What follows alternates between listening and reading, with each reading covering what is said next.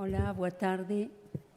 Comezamos entón esta nova sesión, a terceira mesa, e hoxe acompáñanos Ana Salgado e Xosé Ramón Pichel. Vai falar en primeiro lugar Ana Salgado, que é actualmente presidente do Instituto de Lexicoloxía e Lexicografía da Lingua Portuguesa da Academia das Ciencias de Lisboa, coordenando o plano de actividades lexicográficas académicas. A súa actuación céntrase na articulación entre a investigación lingüística aplicada, asegurando a continuidade e actualización científica do Dicionario da Lingua Portuguesa, cuxa versión digital de acceso libre foi sustancialmente revista e aumentada sob a súa coordenación. Foran integrados máis de 30.000 novos verbetes, con especial atención á descrición de neoloxismos, regionalismos e variedades do portugués europeo e non europeo. Tamén docente na Facultade de Letras da Universidade do Porto e investigadora integrada do Centro de Lingüística da Universidade do Porto. Doutorouse en Tradución e Terminoloxía, especialidade Terminoloxía, pola Universidade de Lisboa en 2022 e licenciouse en Linguas e Literaturas Modernas, Estudos Portugueses, como ramo científico, pola Facultade de Letras da Universidade do Porto en 2001. En cuanto investigadora, nas áreas das ciencias da linguaxe, a súa traxectoria tense distinguido por un contributo innovador e sustentado para a renovación metodolóxica, técnica e epistemolóxica da lexicografía portuguesa contemporánea. Ten unha vasta listaxe de actividades realizadas nestes anos da súa traxectoria profesional e académica no ámbito que hoxe nos ocupa e será un prazer entón ouvir a Ana cando quiser. Muito obrigada. E começo por desejar boa tarde a todos e por saudar a mesa. É um gosto regressar à Galiza e tenho desde já de agradecer o convite que nos foi interessado à Academia das Ciências de Lisboa, nomeadamente ao Instituto de Lexicologia e Lexicografia, na pessoa do Sr. Ângelo Cristóvão. É sempre um prazer, como acabei de referir, e, portanto, também já há alguns anos que mantemos esta nossa relação estreita e aproveito já para pedir desculpas pelo facto de não poder ficar até ao fim, mas por outros compromissos, não é? Por outros compromissos terei de me ausentar por volta das 5 horas. Então, como acabei de referir, é sempre muito especial estar aqui em Santiago de Compostela e, sobretudo, no âmbito deste seminário de Lexicografia Carvalho Calero e, ainda mais, fazê-lo em homenagem ao professor João Malaca Casteleiro, figura maior da linguística portuguesa e, para nós, lexicógrafos, uma referência na construção de instrumentos de descrição, codificação e projeção internacional da língua portuguesa. Permitam-me acrescentar aqui uma nota muito pessoal. Também foi aqui, na Galiza, eu, o professor Malaca e muitos até dos colegas aqui presentes, estivemos juntos num momento particularmente feliz na apresentação do vocabulário ortográfico da língua portuguesa da Porto Editora em 2009. E guardo dessa ocasião a imagem de um linguista que pensava a ortografia e o dicionário como instrumentos de coesão, ensino e projeção da língua. Noutro contexto institucional, na Academia das Ciências de Lisboa, coube-me também, por razões estatutárias, assumir a cadeira anteriormente ocupada pelo professor Malaca e proferir um elogio académico em sua memória em novembro de 2024. Essa circunstância reforçou em mim um sentimento de respeito e de responsabilidade. Respeito porque, embora nunca tenha sido sua aluna, tive o privilégio de trabalhar de perto com o professor entre 2008 e 2009, em reuniões intensas na Porto Editora, durante a elaboração do já referido vocabulário. E responsabilidade porque falar de Malaca é convocar uma figura incontornável da linguística portuguesa e da difusão e internacionalização do português. O objetivo hoje será olhar para o seu legado pela lente dos instrumentos lexicográficos, dicionários, vocabulários e projetos que ajudaram a consolidar uma lexicografia de referência para o português. A apresentação, assim, encontra-se organizada nestes 6 tópicos. Primeiro, 2 coordenadas do perfil de Malaca, o linguista de formação sintática e o académico com forte impacto institucional e internacional. E depois seguiremos a linha da obra dicionarística, obviamente fazendo referência ao Dicionário da Academia de 2001, as extensões desse mesmo trabalho e uma menção muito breve à questão ortográfica, e fecharei então com breves considerações finais. E antes de entrar nos dicionários, deixo apenas uma breve nota de alguns marcos do seu percurso académico. Estamos perante uma carreira longa, com forte ligação ao ensino superior e à investigação. O que interessa aqui é perceber como estas etapas, docência, investigação e liderança científica, criam as condições para uma ideia que atravessa toda a sua obra, o da responsabilidade pública. E talvez seja especialmente significativo falar disto aqui na Galiza, porque o professor Malaca nunca entendeu o trabalho lexicográfico como um exercício interno ou meramente técnico. Via-o como um gesto cultural e político, no melhor sentido do termo.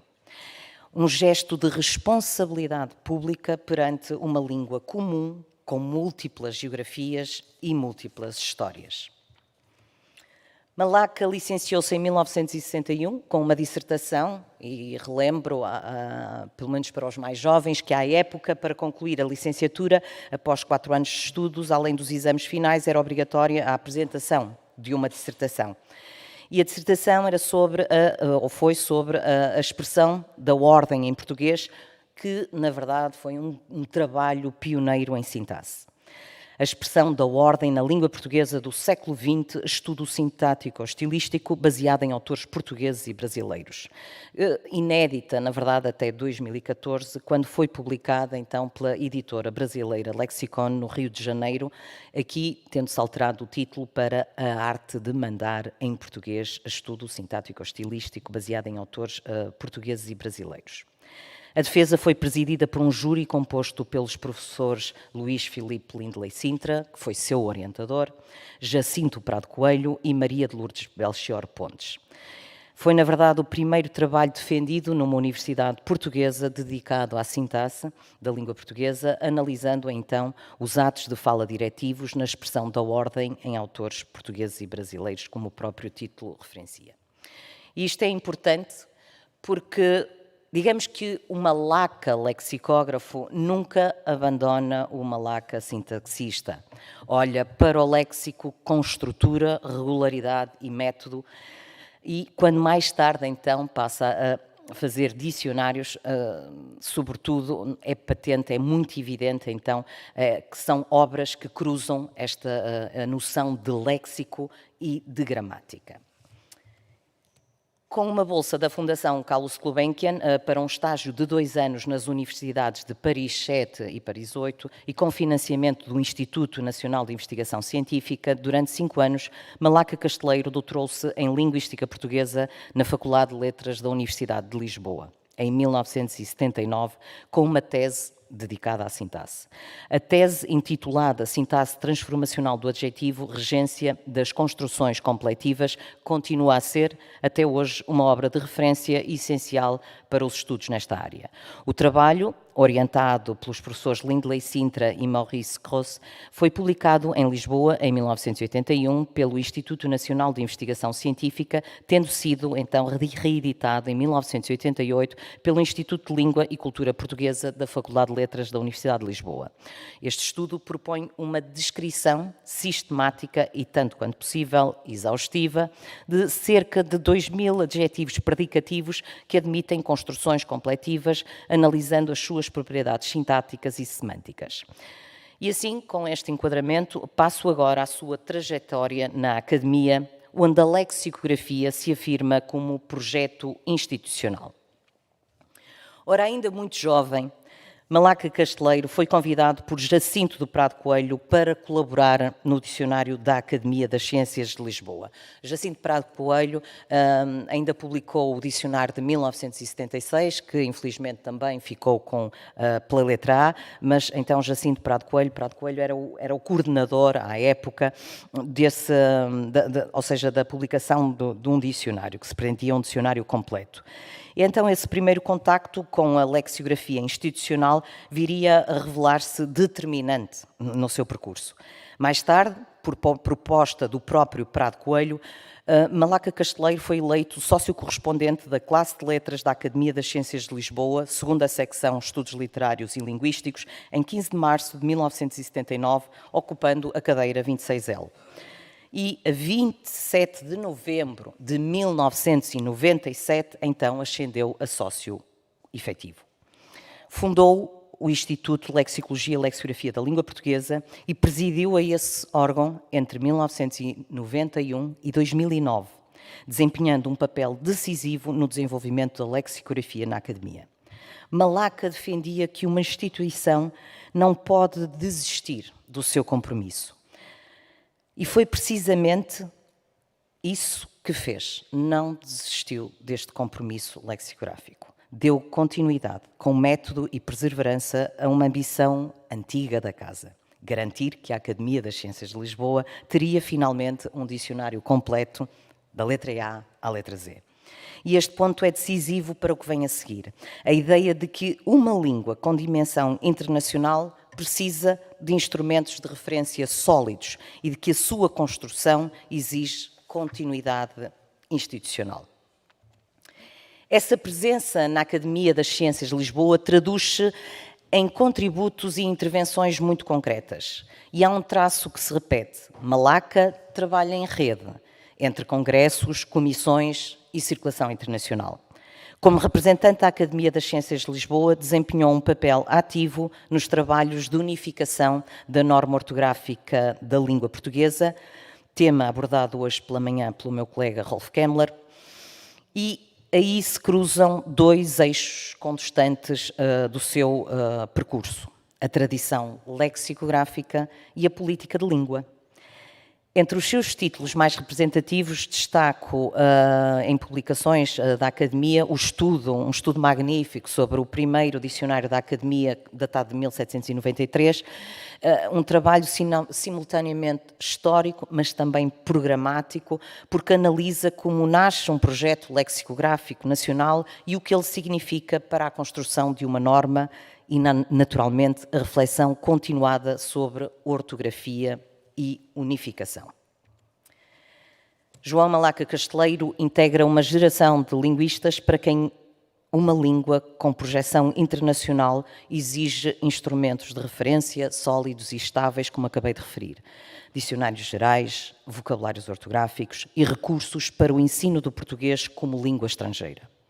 O seu legado lexicográfico pode, assim, a meu ver, ser lido como um programa que articula descrição, normalização e projeção, organizando-se assim em três linhas de força. A dimensão institucional, com a Academia como garante de um projeto dicionarístico completo, de A a Z, e a dimensão metodológica, assente no diálogo entre linguística e base empírica sustentada em corpora. Entendendo assim o dicionário como um modelo de descrição linguística do uso efetivo que os falantes fazem da língua.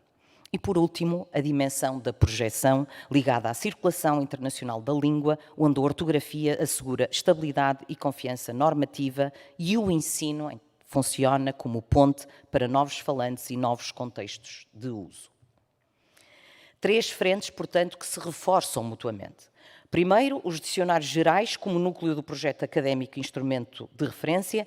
E segundo, desculpem, os dicionários especializados, onde o léxico, então, é tratado com um olhar estrutural, atento a questões gramaticais e sintáticas, a padrões de uso e a relações lexicosemânticas, produzindo recursos particularmente úteis, tanto para a descrição linguística como para o ensino.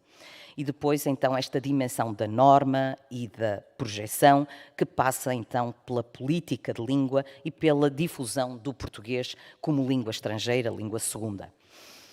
Podemos então ir ao coração do seu legado dicionarístico agora, o Dicionário da Língua Portuguesa Contemporânea. Porque se tivermos de identificar um verdadeiro centro de gravidade na obra dicionarística de João Malaca Casteleiro, ele encontra-se precisamente nesta obra, publicada em 2001, 2 volumes, sob a sua direção científica. Trata-se de um marco institucional. Após mais de 2 séculos de tentativas, a Academia apresentava então finalmente ao público um dicionário geral completo. Não estamos, portanto, perante mais um dicionário, mas perante uma obra que, na história da lexicografia portuguesa, representa a concretização com rigor descritivo e ambição normativa, a afirmação do português europeu,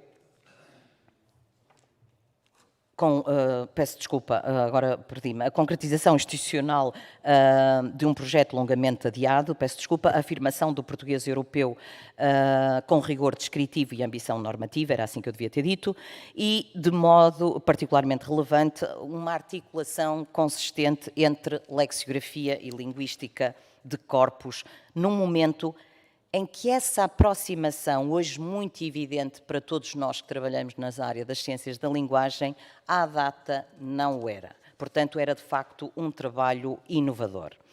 Na nota preambular da introdução que redigiu, Malaca explicita o propósito do projeto. E cito, honrar o desígnio inicial da Academia de pôr à disposição do público português e, por extensão, de todos os povos que se expressam em português, um dicionário de língua amplo, inovador, rigoroso e normalizador do uso vocabulário. A formulação é reveladora. Rigor científico, inovação metodológica e responsabilidade pública caminham assim lado a lado. A obra distingue-se não só pela metodologia, mas também pelo trabalho então avançado, como acabei de referir, de recolha e análise automatizada de corpora, reforçando uma prática em que a norma dialoga finalmente com a evidência. Há, além disso, no pensamento de Malaca, uma nuance tipicamente lexicográfica, a atenção ao equilíbrio entre abertura e identidade. Em vários momentos, alerta para o risco de um uso indiscriminado de estrangeirismos conduzir a, cito, a uma língua mista. Ao mesmo tempo, sustenta que a integração de empréstimos, quando feita com coerência morfofonológica e ortográfica, pode preservar a identidade do português e até reforçar a sua vitalidade. Essa sensibilidade prolonga-se na sua reflexão sobre o signo linguístico. Partindo da formulação saussuriana, chama a atenção para a dimensão escrita, a dita imagem gráfica, o que ajuda a compreender resistências sociais a grafias aportuguesadas. Certamente muitos de vocês se lembrarão de alguma polémica que este dicionário acabou por trazer a público e, sobretudo, nesta questão da proposta de estrangeirismos.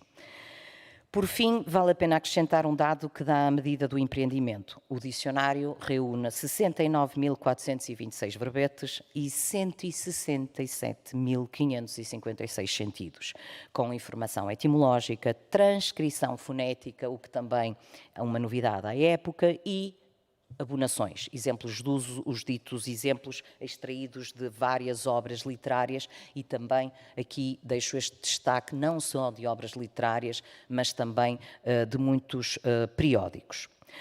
Portanto, uma escala que por si só traduz a ambição de fazer esta obra um instrumento de referência.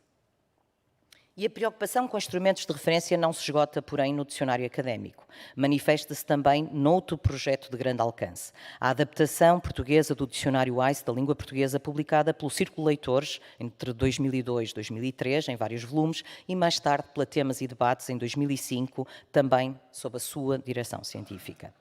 Na introdução à versão portuguesa, Malaca chama a atenção para as dificuldades do processo, sublinhando em particular a ausência de um vocabulário ortográfico oficial que registasse de forma sistemática as normas gráficas. A observação é reveladora. Para Malaca, lexicografia e ortografia não são domínios separados. São antes partes de uma mesma infraestrutura de referência indispensável à estabilidade, à consulta pública e à confiança no instrumento. Este ponto conduz-nos naturalmente ao tópico seguinte, o das questões ortográficas. Falar de João Malaca Casteleiro é inevitavelmente falar de ortografia. Enquanto representante da Academia das Ciências de Lisboa, teve um papel ativo e continuado nos trabalhos que procuraram unificar a norma ortográfica da língua portuguesa. Em 1986, integrou a delegação portuguesa no encontro de unificação ortográfica realizado na Academia Brasileira de Letras, no Rio de Janeiro. Em 1988, participou no anteprojeto de bases da ortografia unificada e a 8 de março de 1989 foi designado pelo então presidente José Pinto Peixoto para apresentar às autoridades competentes um novo projeto, prestar os esclarecimentos necessários e sensibilizar para a realização de nova reunião destinada a aprovar um acordo. Esse percurso desemboca na formalização do Acordo Ortográfico de 1990, do qual, sem dúvida, foi um dos principais redatores, tendo ainda elaborado a nota explicativa que acompanha este mesmo documento. Um trabalho que lhe granjeou, como hoje aqui também já foi referido, o reconhecimento como o pai do acordo.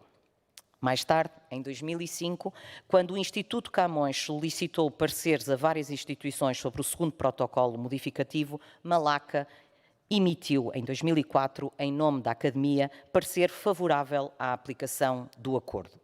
De forma coerente, Malaca manifestou-se repetidamente contra a coexistência prolongada de duas normas ortográficas, por entender que essa duplicidade fragilizava a língua no plano internacional. Defendia, por isso, a convergência para uma norma unificada, admitindo variantes que refletissem diferentes especificidades, mas sem comprometer a estabilidade e a projeção externa do português. Por convite da Porto Editora, João Malaca Casteleiro assumiu a coordenação científica do vocabulário ortográfico da língua portuguesa, publicado em 2009, houve uma segunda edição em 2010. A obra traduz uma convicção que atravessa muitos dos seus textos e intervenções. Sem uma referência ortográfica sólida, o dicionário perde estabilidade e o ensino perde clareza. Não há, em rigor, dicionário plenamente estável sem uma base ortográfica firme. E permitam-me aqui regressar por instantes ao plano pessoal, porque este mesmo projeto foi também o contexto, então, em que trabalhamos juntos. Conheci-o em 2008. Eu tinha 30 anos e o professor Malaca tinha 73. E desde as primeiras reuniões impressionou-me a sua capacidade de diálogo e a sua generosidade intelectual. Apesar da diferença da idade e experiência, nunca me fez, em momento algum, sentir diminuída. Escutava, argumentava, exigia coerência. E juntos dialogávamos sobre as consequências sobre as consequências de cada opção que fomos tomando neste vocabulário ortográfico. E foi aí também que o vi como lexicógrafo no terreno, minucioso, resistente ao improviso, atento à coerência interna e, ao mesmo tempo, plenamente consciente de que um vocabulário não é um monumento, mas uma ferramenta para ser usada, discutida, revista e melhorada. Tive ainda o privilégio, então, de partilhar um momento especial a 5 de outubro de 2010, no primeiro seminário de Lexicologia da Academia Galega da Língua Portuguesa, no Centro Cultural da Caixa Galícia, em Santiago de Compostela, por ocasião, então, da apresentação do vocabulário. Numa longa conversa, percorremos temas que iam dos dicionários à vida e aos projetos futuros. Foi também num desses diálogos que recordo as suas alusões a Samuel Johnson, um famoso lexicógrafo inglês, uma referência para todos nós da lexicografia. A ideia de que um lexicógrafo não pode aspirar à glória, apenas escapar à censura. E foi pela sua voz que ouvi pela primeira vez a frase célebre também de Samuel Johnson: os dicionários são como os relógios, o pior é melhor do que nenhum. E nem mesmo do melhor se pode esperar que seja totalmente exato. Repetiu-me várias vezes. E não como fuga ao rigor, mas como lição de método. Trabalhar sempre com exigência. Um outro exemplo paradigmático é o Dicionário Gramatical de Verbos Portugueses, este publicado pela Textos Editores. Talvez seja das obras da nossa dicionarística que eu tenho muita pena que não tenha tido uma maior divulgação. Este dicionário atualmente está esgotado. Foi um projeto onde participou o Malaca e participaram alguns nomes também bastante desconhecidos da área da lexicografia, nomeadamente as minhas colegas da Pribeirã, a Helena Figueira, e outras colegas, e é um trabalho de facto meritório e que não teve o devido reconhecimento, a meu ver, até porque faz-nos falta em Portugal um dicionário, na verdade, de verbos portugueses na questão das regências, na questão das preposições. A obra evidencia bem que Malaca não era um mero colecionador de palavras, era um linguista para quem o dicionário devia funcionar também como modelo de descrição linguística, útil ao falante, ao professor, ao aprendente e ao investigador. E isso não é casual. Malaca vem da sintaxe. E uma parte decisiva do seu prestígio académico constrói-se nessa tradição descritiva rigorosa. Em trabalhos como este, sente-se a mesma ambição, não apenas listar, mas explicitar padrões, regências, construções e irregularidades, tornando o dicionário um instrumento verdadeiramente operativo para quem escreve, ensina ou aprende. Além disso, este título integra-se num ecossistema mais amplo que não se limita às obras mais conhecidas. Do seu horizonte faziam parte ainda iniciativas como o Dicionário Eletrónico do Português Contemporâneo, o Dicionário de Combinatórias do Português e estudos de estruturas lexicogramaticais. Eu não sei se já ultrapassei o meu tempo. Um bocadinho, sim. Mesmo depois do grande marco de 2001, Malaca Casteleiro continuou a pensar a lexicografia como um projeto de longo curso, que não se esgota então no presente. Deixem-me aqui referir também o Dicionário da Língua Portuguesa Medieval, publicado póstumamente, em coautoria com Maria Francisca Xavier e Maria de Lourdes Crispim, sendo uma expressão clara dessa atenção à profundidade histórica da língua, sendo que este dicionário cobre o período do século XII ao início do século XVI. O dicionário reúne 17.202 entradas, portanto também é uma nomenclatura muito abrangente, e no conjunto é como se o seu percurso insistisse em lembrar que a lexicografia é simultaneamente instrumento do presente e também trabalho de memória longa. Vou passando à frente, outro eixo fundamental foi precisamente o trabalho em dicionários bilíngues e aqui trago-vos então o dicionário verbo português-inglês e o de português-francês. Portanto, aqui a lexicografia cruza-se diretamente também com a questão da internacionalização, ou seja, não há língua com ambição global sem instrumentos sólidos de mediação. Por trás dos dicionários há um conjunto de obras que são muito importantes para todos nós lexicógrafos. Portanto, o Malaca Casteleiro coordenou e participou em numerosos projetos de investigação e de edição. Vemos aqui o português fundamental, já referi aqui também as estruturas lexicogramaticais e é de destacar aqui, claro, este corpus de referência do português contemporâneo, porque na verdade é o corpus que é usado de base ao dicionário de 2021. Terminando já, Malaca foi um lexicógrafo plenamente moderno, mas sempre em diálogo com a tradição. Pensava a lexicografia portuguesa num quadro europeu mais amplo, atento ao modo como outras academias e outras políticas de língua enfrentavam o mesmo problema de fundo, o equilíbrio entre norma, uso e autoridade institucional. Num seminário anterior, associado também ao nome de Carvalho Calero, a pergunta torna-se quase inevitável. Como construir uma referência partilhada sem apagar a diversidade? E a resposta de Malaca, tal como se lê na sua prática lexicográfica, foi consistente. conceber instrumentos de referência amplos, com ambição normativa, mas sustentáveis pela evidência e sensíveis à vitalidade da língua. 4 ideias que ficam. Primeiro, dicionários são projetos de longo prazo. São obras abertas, exigem instituição e exigem continuidade. Em segundo, a norma precisa então destes instrumentos claros, seja dicionário, seja um vocabulário. E em terceiro, a lexiografia ganha quando dialoga com dados e com ensino. E por último, internacionalizar o português é também internacionalizar os seus recursos. A língua anda com os seus instrumentos. Cito, a jeito de conclusão, o professor Telmo Verdelho, a propósito do nosso homenageado. João Malaca Casteleiro. Enriqueceu o nosso tempo, preencheu o nosso horizonte com o seu diligente e persistente trabalho intelectual, legou-nos uma herança fruível com aplicado e honesto estudo, bem merece os nossos louvores. Há de sempre continuar conosco. Fim de citação. Cabe-nos agora continuar com outros meios, com novas tecnologias, com novas perguntas, mas com o mesmo compromisso, fazer do léxico uma ponte entre, digamos, as várias vidas do português. João Malaca Casteleiro dedicou a vida ao estudo e difusão da língua portuguesa, deixando em si, então, esta marca indelével na linguística e no ensino também do português como língua estrangeira.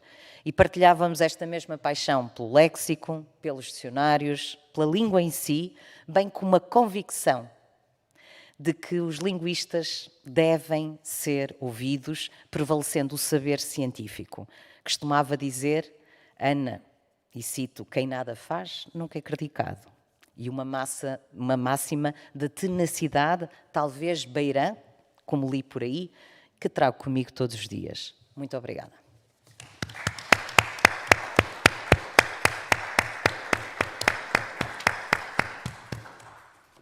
Bom, pois, agradecemos particularmente a intervención de Ana Salgado. Non podía faltar neste congreso ou encontro unha revisión bibliográfica de Malaca Casteleiro e así feita de maneira tan exhaustiva.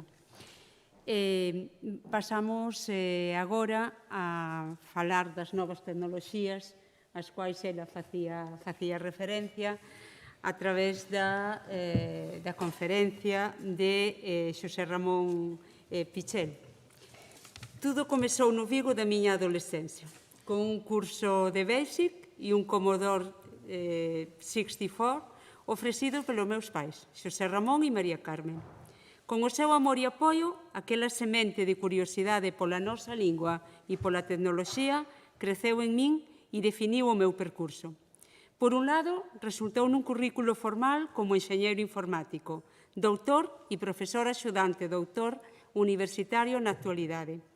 Por outro, traduciuse no compromiso de confundar a plataforma polo galego na informática e a empresa Imagine Software dedicada ao procesamento da lingua, localización e videoxogos educativos, alén de outros proxectos audiovisuais como o documentario Porta para o Exterior, a banda As Avós Filólogas ou programas de radio Ar de Meludio ou o podcast O Centro, sempre feitos en boa compañía. Esperamos, entón, pasar.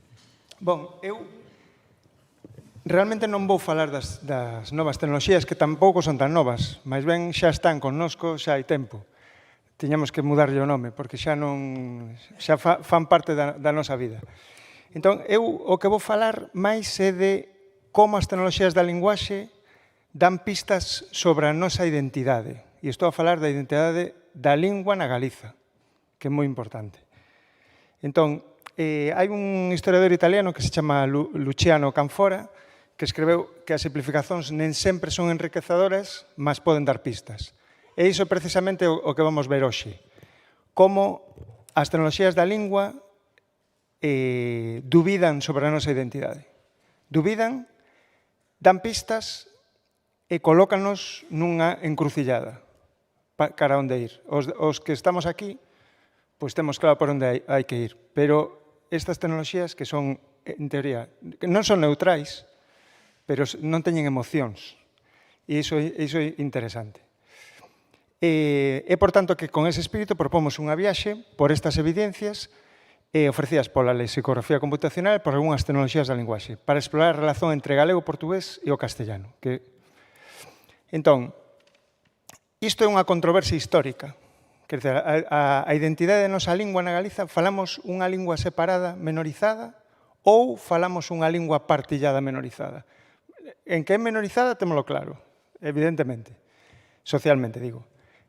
Mas o que non fica claro é separada ou partillada. Non? Para uns é separada, para outros é partillada. Entón, e non podemos esquecer o noso contexto. E cal é o contexto? O contexto do Reino de España, marcado por séculos de centralización e uniformización cultural de matriz castellana. O recoñecimento separado dunha lingua propia vai alén dunha simples categorización lingüística. O seja, o noso contexto conduce esa categorización.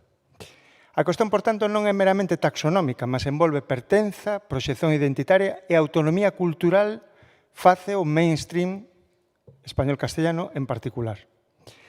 En esas condicións de afirmación da singularidade, quen non desexaría ver recoñecida en cualquier configuración posible do Estado español a existencia dunha lingua propia claramente diferenciada a partir do seu material lingüístico? Quen non?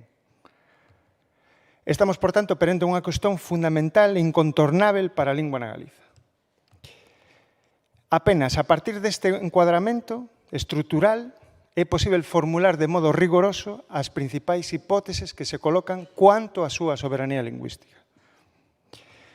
Por un lado, actualmente a posición mayoritaria das institucións galegas e dos principais partidos defende que o galego é unha lingua propia diferente tanto do portugués como do castellano e equidistante de ambas. E poño algunhas citas, neste caso do presidente da Real Academia Galega actual, o profesor Enrique Montagudo. Dito dun xeito moi resumido, imos tentar mostrar que boa parte das semellanzas entre o galego e o castelán non son debidas á satelización do primeiro por parte do segundo. Son evolucións coincidentes ou mutuamente converxentes. Mentres que unha porción das diferenzas entre o galego e o portugués non son o resultado dunha separación do primeiro con respecto ao tronco galego-portugués, senón que houbo diverxencia mutua.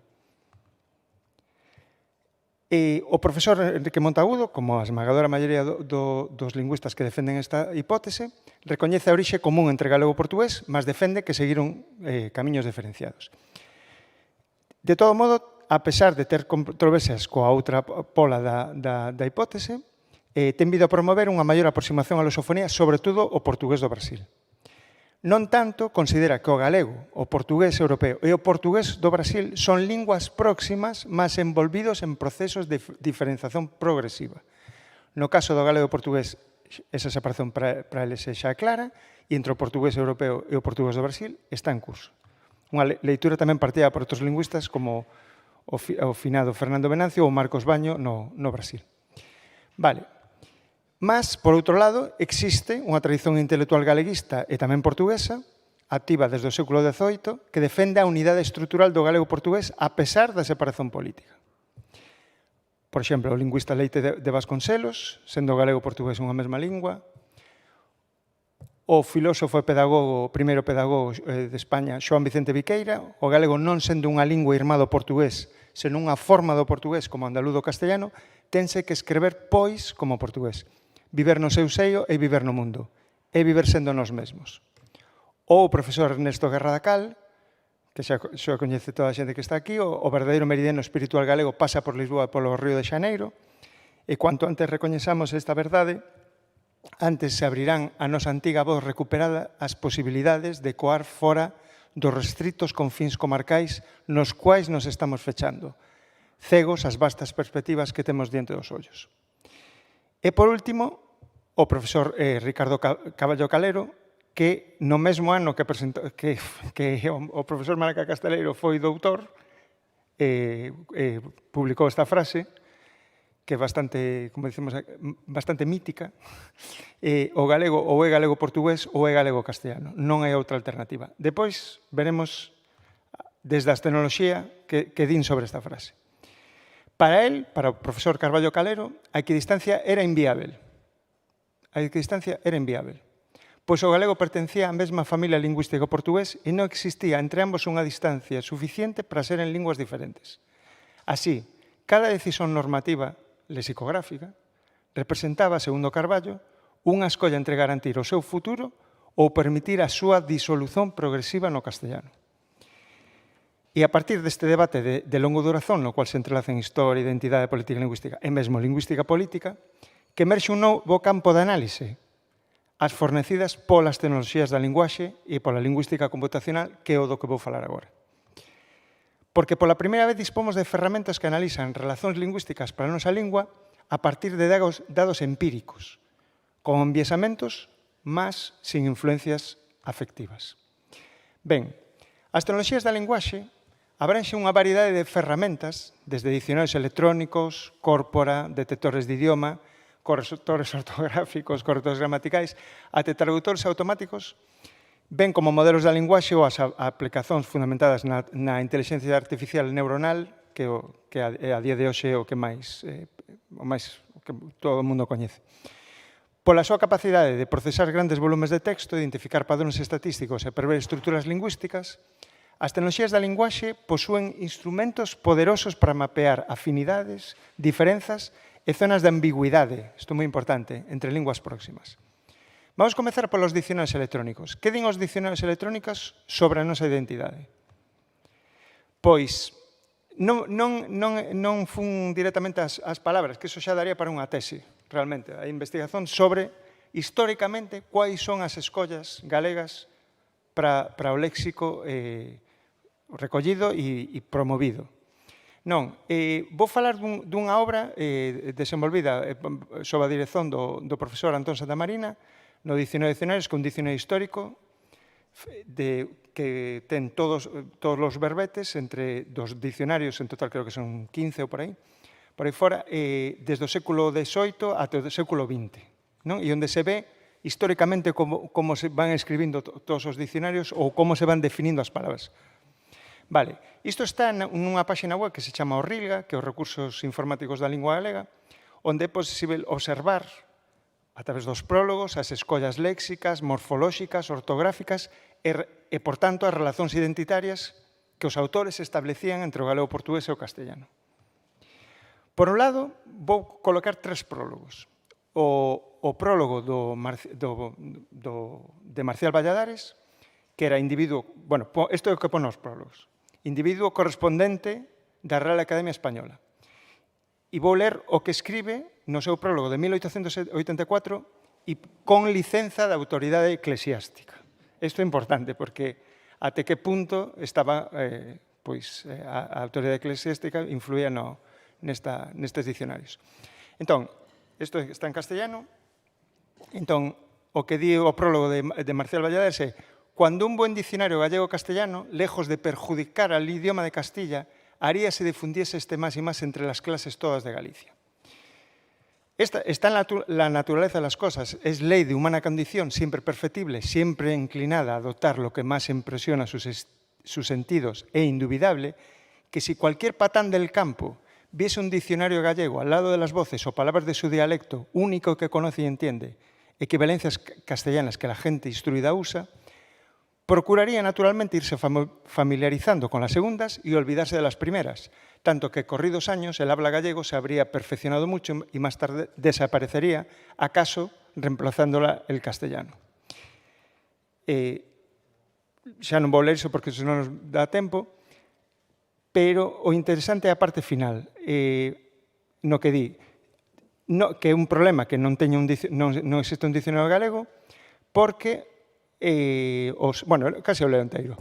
Y no es vergüenza, no es mengua que un territorio de 947 leguas cuadradas de superficie, el territorio todo que en sus 4 provincias abarca nuestra Galicia, carezca aún, no digamos ya de un periódico, sino hasta de un calendario escrito en dialecto suyo, teniendo casi todos los gallegos labradores que comprar el lusitano, por la especie de afinidad que hayan entre su habla y la portuguesa. Outra referencia, de novo, nos dicionarios, a relación entre o galego en relación co castellano e co portugués. O dicionario da Real Academia Galega, que se fixo entre 1913 e 1928, que curiosamente acabou, foi interrompido na palabra cativo, pois utiliza unha ortografía adoptada pola Academia con xotas, xes e xis, e aparecen palabras como beixo, escrito así, como exactamente igual que en Portugal, ou, o último, abxudicazón, tamén escrito con xota, o mesmo que no resto das linguas románicas. Este é o dicionario da Real Academia Galega.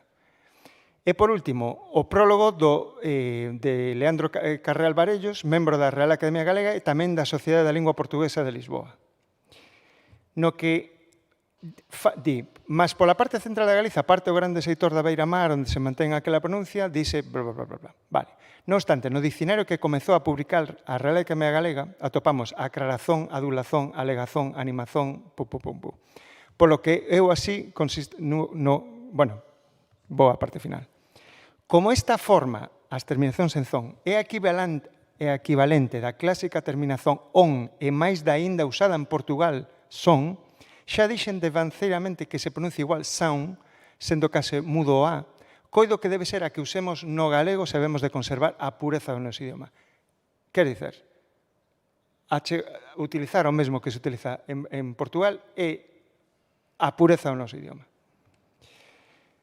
Vamos seguir con máis tecnoloxías. Isto era referido aos dicionarios, non? Vale, pois vamos ver un sistema que fixemos para calcular a distancia automática entre linguas, a partir de corpus. Entón, fixemos un sistema que o que fai é colle corpus de diferentes linguas, crea un modelo desa lingua, ou seja, un modelo estatístico desa lingua, e ve do outro texto, de outra lingua, ve como é capaz de prever ese modelo, ese texto pequeno. Si é capaz de prevelo, é que se parece máis. E cuanto máis distante, menos é capaz de prever. Por tanto, é unha medida tamén de cálculo automático da distancia entre linguas. Entón, este é un método que se chama Perplexity, que agora é moi coñecido polo modelo de inteligencia artificial.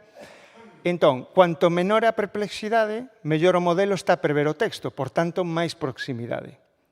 Quer dizer, se facemos un modelo de inglés e lle metemos o farsi e metemos o danés, o dinamarqués, é máis probable que non fique perplexo co dinamarqués que co farsi. Por tanto, o dinamarqués está máis perto do inglés que o farsi.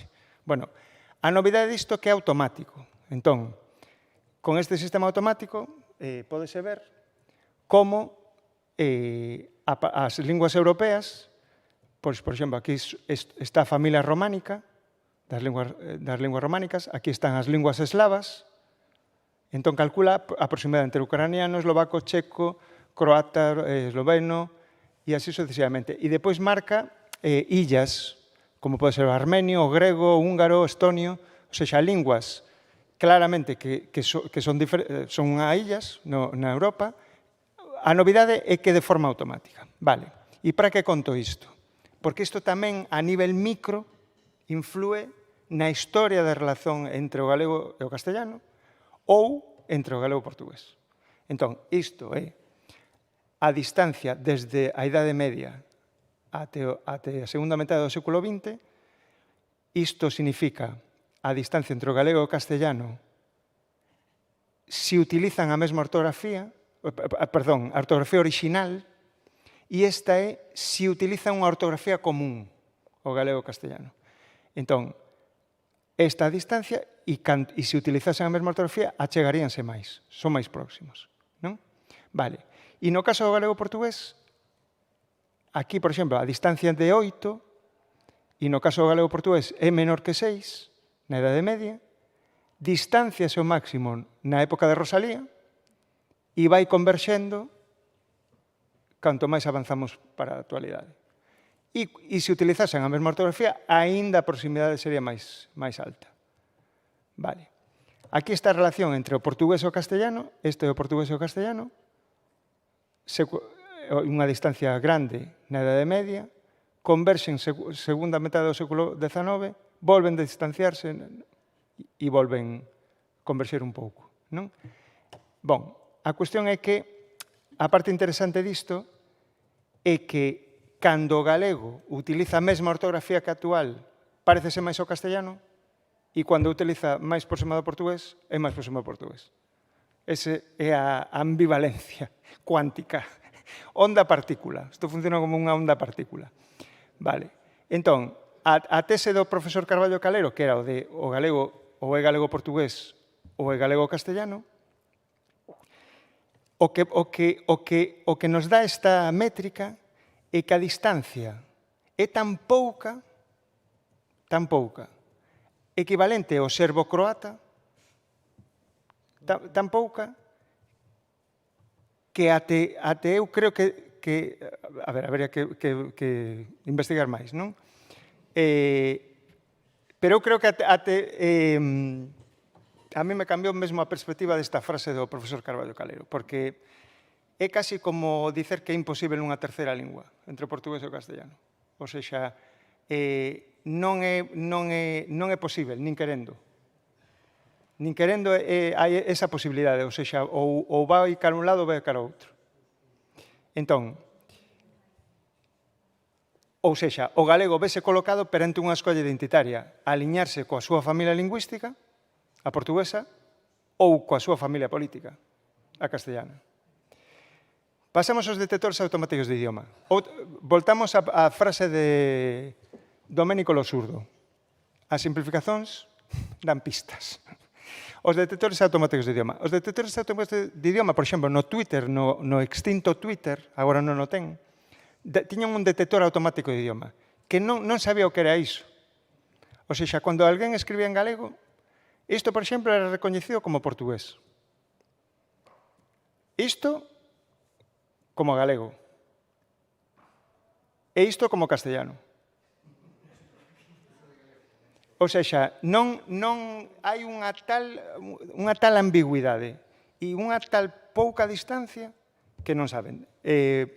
Vou poñer o texto voz, pero non sei se nos dá tempo. Bueno, sí, é que vale. Sí. A ver. A pedido do público. Bueno, a ver se somos capaces. A ver, esperade. Bueno, vou facer unha cousa. Vou coller un texto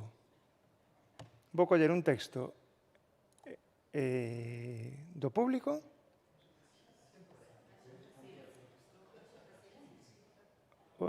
Bueno, colle un texto, por exemplo, este. Vale, e vamos ler este texto. Ostra.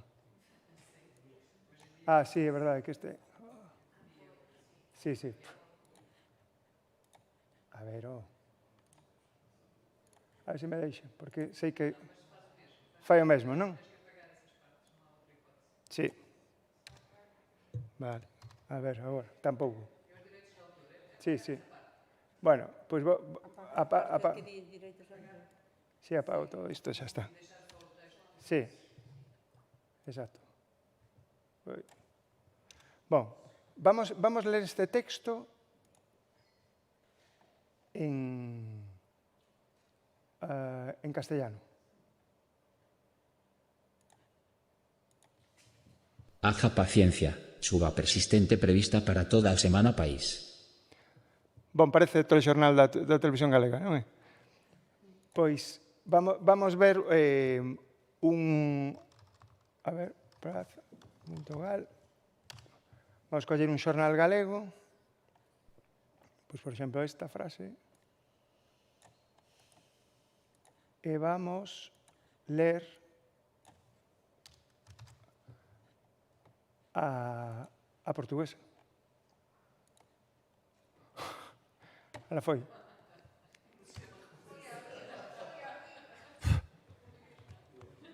Non lle gusta? A audiência de Pontevedra condena a CaixaBank por cobrar como ícones a um homem que só precisava unha conta social básica sem custo para ingressar a renda de inclusão. Problema que a veladora do povo vem detectando de jeito reiterado em várias entidades. É portugués, non? Parece portugués. Pois, Bon, entón, ou seja, aí ese sistema non foi trenado en galego. Quer dizer, estamos lendo un texto galego a portuguesa e un texto portugués a castellana. O texto portugués a castellana da galego e o texto galego a portuguesa da portugués o noso. Quer dizer, aquí ten un problema na... Sí. Bon, vamos a seguir. Pois... Entón, vamos á tradución estatística. Outro exemplo de que as tecnoloxías da linguaxe non saben, non entenden que é iso. Saiu unha noticia hai tempo que era esta, Galicia, capital San Paulo. Non, a cuestión é que cando tú traducías dunha lingua, por exemplo, de inglés a galego, de inglés a galego, no de Google, pois cando igual puñas en inglés que ias a Lalín, non? Ou a Ourense, pois igual che saía en galego que ias a San Paulo, non? Que significa iso? Que o Google utilizou textos, corpus, para treinar os seus modelos estatísticos, isto é moi antigo xa, utilizou corpus do portugués e, sobre todo, do portugués do Brasil para treinar os modelos de galego. Como? Cambiando a ortografía. Mas non modificou a toponimia en todo isto. Entón, non modificara nin a toponimia nin nada, pois ficou aí. Entón, aprendía, pois, mediante só a mudanza ortográfica, aprendía cousas que despois non estaban localizadas. Vale. Pero o tema interesante é que o feito, porque isto fixémolo nos na empresa, o feito de utilizar corpus de portugués melloraba, cambiando a ortografía, melloraba, e non só a ortografía, algún léxico, a posibilidade de ter un traductor de inglés galego. Ou seja, iso non é posible entre outras linguas. Tú non podes coller o occitano e treinar un francés. Tú non podes coller o occitano e treinar o catalán. É outra pista. E esta xa é a última, non? Que esta é mítica. Bueno, tamén. A Feira do Grelo na Galiza pasou a Feira do Clítoris por engano. Non, e é por iso, porque estaban utilizando para os traductores de galego corpus de portugués. A Google. Algo saben disto.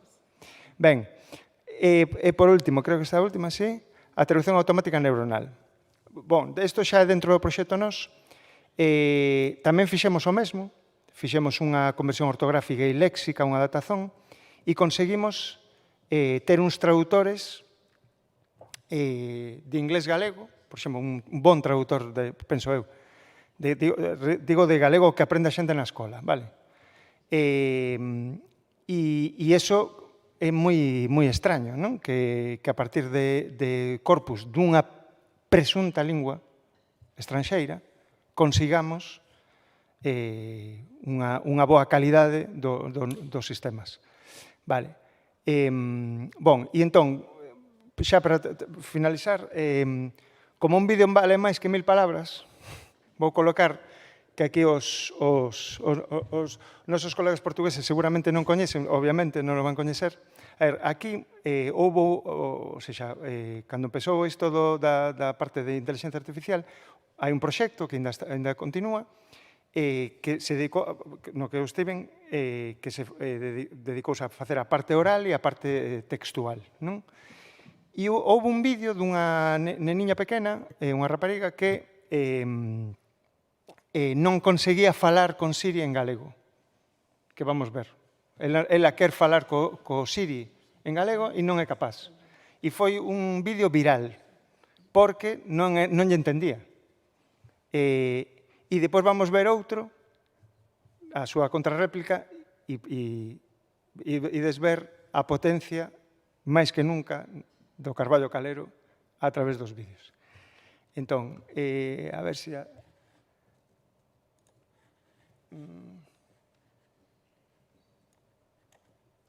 Vale. Bueno, primeiro vamos ver a de Siri. Escoitase, non? Porque falei alto. Ajá. ¿Hay alguna otra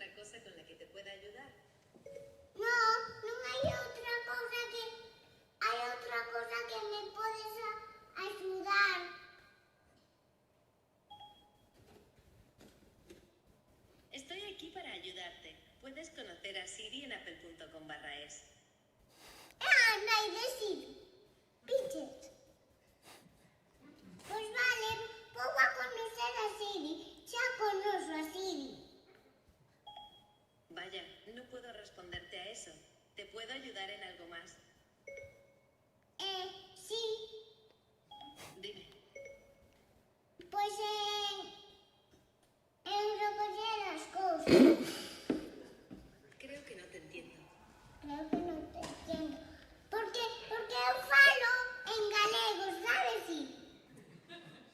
Siri sabe muchas cosas. Siri sabe moitas cosas. Dime, ti falas en galego ou en castellano ou... Creo que no te entiendo. Creo que non te entiendo. Porque... Bon, esta é ela está en castellano e non entende. Non é capaz. Entón, a saída clara é haberá que facer unha versión en galego para que tal. E esta é Alexa, tres rapaces, non se escandalicen, é así superpunk a conversa, pero non somos maiores. Vale, entón, e con Alexa, tres rapaces falando con Alexa en galego. Alexa, bota un peido. Alexa, bota un arroto. Opa, desculpe, foi o efeito estufa. Alexa, chora. Uá, digo, uá. Bon, está claro, non? O seja, Carballo ia ben. E máis nada, deixámelo aquí.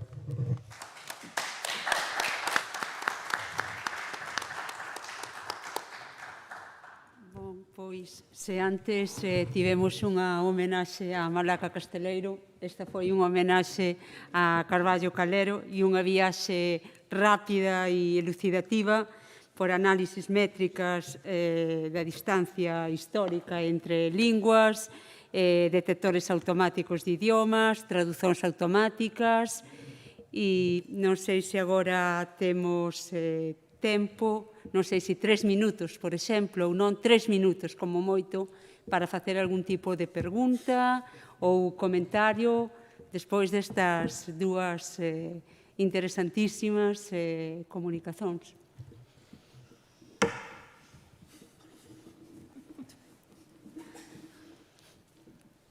Estamos aínda asimilando e admirando. Sí, pois Maite, cando queiras.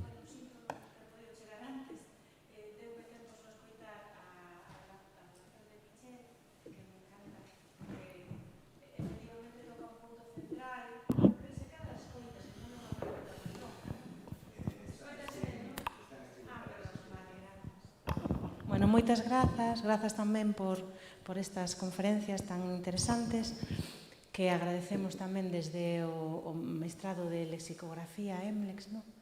Que a dúbida que eu teño sobre a exposición de Pichel é referida ás traduccións neuronais, non? O que el ten dito en publicacións ou persoalmente sobre a opacidade dese proceso. Entón, como é posible facer unha métrica fiable? Como é posible destripar todo iso para realmente poder chegar ao punto óptimo de saber esas distancias, de poder medilas?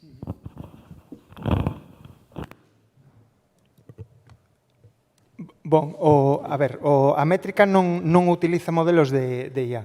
O seja, é unha métrica que se utilizaba, por exemplo, en recoñecemento de voz, e utilizouse tamén para detección automática de idiomas. Entón, é unha métrica estatística, realmente.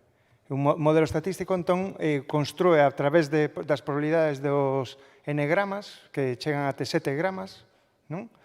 Por tanto, chega mesmo, bueno, a morfoloxía chega e un pouquiño a sintaxe. Por iso digo que hai que ainda furar máis, non? Sí, entón, treina e crea un modelo estatístico que prevé un texto que non viu. Non, exactamente. Entón, esa métrica que di é, este texto sería capaz de recoñecelo ou non son capaz de recoñecelo. E é capaz de decir, clasificar esa distancia de perplexidade. Como de perplexo fica en relación a ese texto non visto. Estaría ben facelo con algúns modelos neuronais, por exemplo. Eso estaría guai.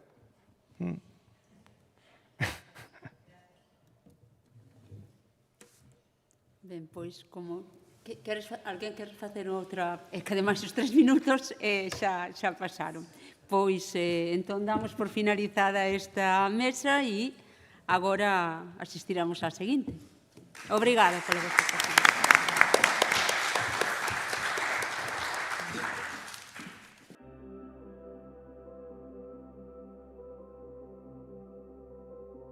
Boa tarde. Vamos entón dar inicio a esta cuarta mesa desta xornada, o Seminario de Lexicografía Carballo Calero, unha mesa convenientemente e poéticamente apelidada de Carballosa. E para a cual contamos con a presenza e a intervención de Paulo Fernández Mirás e de Xoel Rodríguez Gómez. A primeira intervención será a de Paulo Fernández Mirás, que se doutorou en estudos literarios na Universidade da Coruña con unha tese intitulada Edición da poesía en galego de Ricardo Carballo Calero, motivo bastante para estar connosco nesta ocasión para abordar a obra de Carballo Calero. El é formado en inglés e en galego e portugués pola Universidade da Coruña, mestre en literatura e cultura e diversidade e tamén mestre en educación secundaria obrigatoria, e foi responsável das antoloxías poéticas de Ricardo Carballo Calero de 2019 e de Ernesto Guerra da Cal de 2021, ambas editadas no selo da A Través Editora. E, igualmente, é responsável pola biografía de Ricardo Carballo Calero de 2020, publicada na editora Ir Indo. E tamén poeta con obra publicada máis recentemente, profesor de Lingua e Literatura Galega e Lingua Portuguesa e investigador ligado ao Grupo Illa da Universidade da Coruña e académico numerario da Academia Galega de Lingua Portuguesa, así como membro da Unión de Escritores de Lingua Portuguesa e da equipa editorial da A Través Editora, onde coordenou editorialmente libros como Mover os Marcos e Xoán Vicente Viqueira, 1924-2024. O Paulo apreséntanos na súa intervención a escrita en movimento na poesía de Carballo Calero, mudanzas léxicas, núcleo da revisión autoral. Cando quiseres, Paulo, obrigada. Agora, óuvese? Sí. Ben, antes de máis, quería expresar o meu agradecimento á Universidade de Santiago de Compostela, á Facultade de Filoloxía e á Cátedra Carballo Calero por organizaren o seminario e por me convidaren a participar neste encontro dedicado á lexicografía. E, igualmente, quero agradecer a Isabel Morán Cabanas por esta mediación neste espazo e é unha honra poder estar aquí, partillar ideas e aprender con tantos especialistas na área. Saudo tamén calorosamente o público presente, colegas, investigadores e estudantes e o restante de palestrantes, cuxas contribucións enriquecen inmensamente este espazo de debate e reflexión. En fin, sen máis demora, comezo. Ben,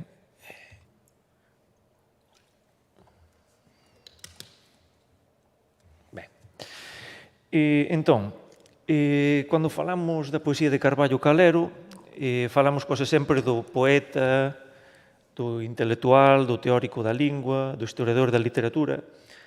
Fálase, porén, menos dun aspecto fundamental da súa práctica literaria. Carballo Calero como revisor permanente da súa propia escrita. Desculpen pola anedota, mas cando iniciaba os meus estudos na Universidade da Coruña coñecín o señor Carballo a través da súa gramática, a gramática elemental del gallego común. E a súa figura está fortemente ligada ao proceso de normativización do galego, do cual darei despois algunhas informacións, xa que é relevante para entendermos as mudanzas da súa escrita. E naquela altura, eu era un rapaz máis novo e costumaba frecuentar as librarías de vello da cidade da Coruña, práctica que aínda non abandonei completamente. Nese incansável procura entre libros, descubrín un que mudaría a miña forma de comprender e viver a miña lingua, Pretérito Imperfeito. Este é un volume que recolle quase toda a poesía do profesor Carballo entre os anos 1927 e 1961, e co cual fiquei fascinado. Nese momento descoñecía a criación literaria do polígrafo. Eu, que sempre tive unha queda pola literatura, acabei comprando o exemplar e deglutindo con paciencia os seus versos.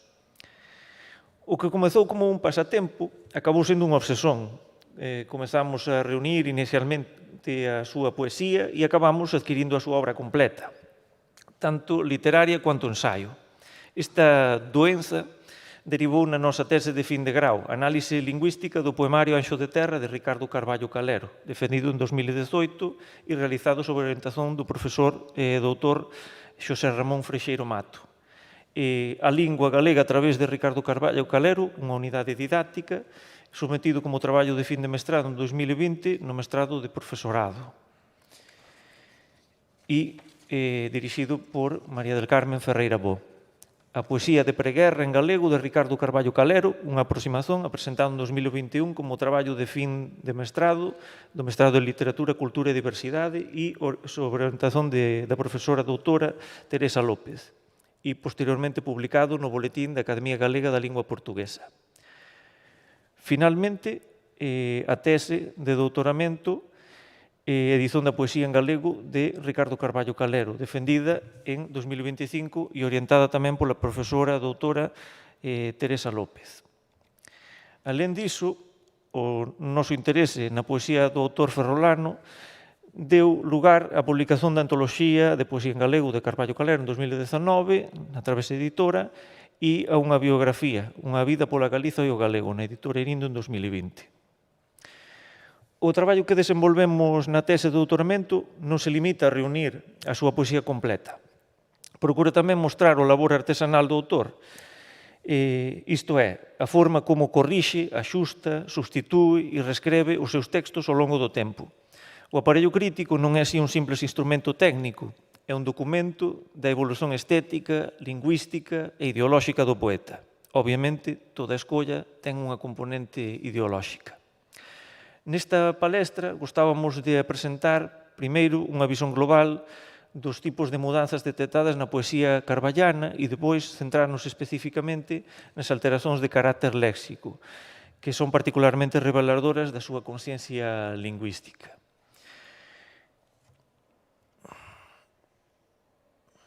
Ben, todas as correccións manuscritas ou datilografadas feitas polo propio Carballo Calero foran consideradas válidas e incluídas no aparello crítico, sempre que lexíveis, exceptuando lapsos evidentes do autor como correccións involuntarias ou erros mecánicos.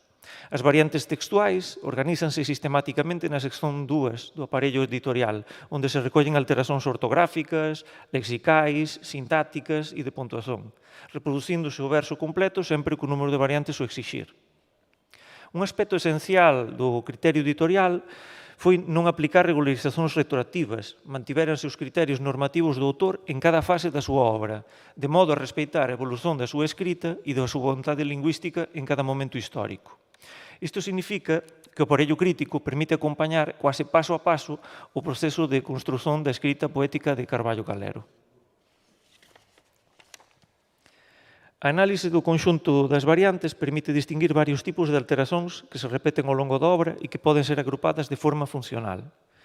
No que toca a fixación ortográfica e gramatical, mantéñense os criterios normativos do autor en cada fase da súa obra sen aplicar regularizacións retroactivas, de forma a respectar a evolución da súa escrita, procurando sempre unha edición conservadora e fiel á vontade que tivese, tendo en consideración as mudanzas ortográficas de Carballo ao longo da súa traxectoria.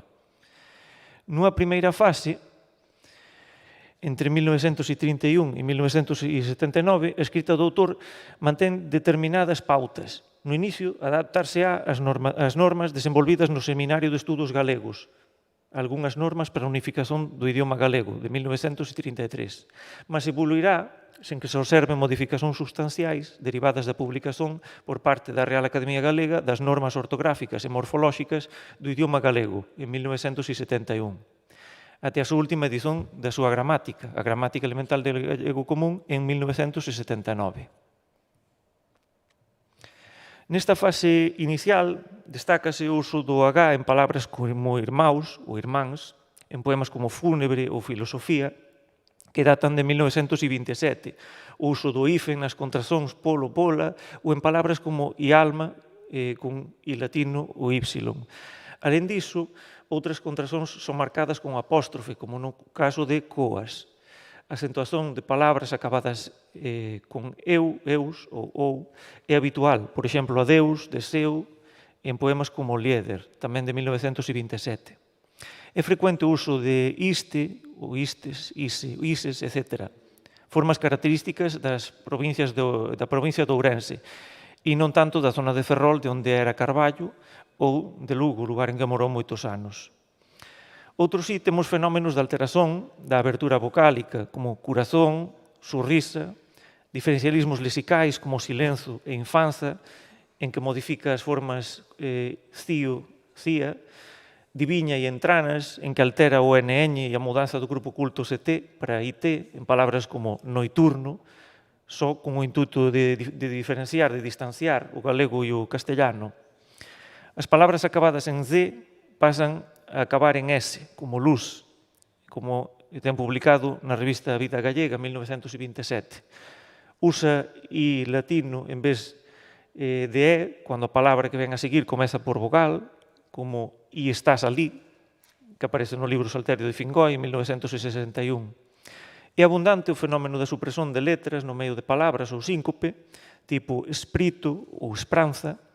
Aparecen mudanzas entre L e R en varios casos, como craras ou frol, en libros como o Trevo das Catro Follas, de 1944, ou a duplicación de vogais, como en as, en Vieiros, 1931, posiblemente por tentar usar formas arcaizantes que evocasen a época medieval. Contudo, estas osóns non foran usadas masisamente, xa que no ano 1927 aparecen as formas irmão e irmán, ou ialma, das dúas formas, e na década de 30 a forma as pasa a azas, en poemas como O corazón quixera ser pombal, que aparece no Silencio axionllado, en 1934. No entanto, a pesar da homoxeneidade que asinalamos para o período de 1931-1979, algunhas mudanzas significativas. Na década de 50, en Anxo de Terra, abandona a forma coas, con esa separación, ese acento, e pasa a escrever coas xunto, conservando escollas anteriores como espritados, pola con hífen, antre, ista, brila, etc. Na década de 60 mantén formas como invisible, terribles, silenzoso, entrana, leixou, nisa, il, dil, etc. Porén, agora escreve polo, polas en hífen e as palabras como luz son acabadas en Z. Achamos que, en parte, estas mudanzas da escrita de Carballo van acompañadas do seu traballo como gramático. Por tanto, as normas descritas na Gramática Elemental del Gallego Común en 1966 acabarán refletindo as súas escollas á hora de escrever, do mesmo modo en que foran as normas do Seminario de Estudos Galegos na década de 30. A segunda fase, en 1979, aquí sae do prelo a Gramática Elemental del Gallego Común, a sétima e última edición. A partir desta data, alteracións substanciais na escrita do polígrafo ferrolano. en pretérito imperfeito e futuro condicional, publicados nos inicios da década de 80, podemos observar a separación dos pronomes, como en sóltame, con hífen, e muda a acentuación moito próxima á da variedade portuguesa en casos como anguria ou ciencia. É destacável o uso do xe e o xota, tal e como se usaba antigamente en galego ou alemiño, tipo plumaxe, etc. Carballo abandona, quase por completo, as formas sincopadas, pasando de árbore para árbore, mas conserva algunhas por cuestións de métrica, xa que os poemas de pretérito imperfeito tiñan sido publicados antes e quería actualizalos, sen que perdesen as súas características. Aquí teñen máis exemplos do léxico que mudou durante esta fase. É unha fase fundamental porque é o momento en que Carballo decide actualizar os seus vellos poemas e aplicar neles as novas normas en que estaba a traballar. Temos exemplos como que xa vos comentaba, infancia para a infancia, os que están en laranxa serían a forma antiga e en branco a nova. Entón vemos como hai algunhas adaptacións, o preto pasaría para perto, para non causar ese problema de entendimento tamén coa variante lusa, en fin, pechadas e fechadas, sempre escollendo a forma coincidente, tamén co portugués, ainda existindo a forma con P, outras palabras que poderían causar algún tipo de problema, como tallo, non é? Que en portugués é onde cortamos a carne, pasaría a banco, xa que tamén tiremos ese tallo como lugar en que sentar, que tamén se utilizaba, e penso que ainda se utiliza na Galiza. En fin, tamén correccións de castellanismos, como co caso de tiza, xis, e outras escollas, como xa comentei até agora. Ben, finalmente, a partir de 1986, até o fin da súa vida, en 1990, decide prescindir da acentuación dos pronomes interrogativos e do punto de interrogación inicial. As palabras que acaban en nasal pasan a grafarse con M en vez de N, como en refrán ou non.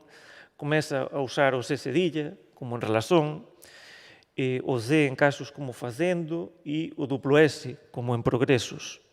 Alén de mudar os Ns e os duplos Ls castellanos polos dígrafos NH e LH, mudanzas que aproximan a súa escrita a variante lusa, mas sen chegar a adotalos por completo. Continuou conservando as conjugacións verbais propias da Galiza, como fun, ou lexicais, como paxaro e non pázaro.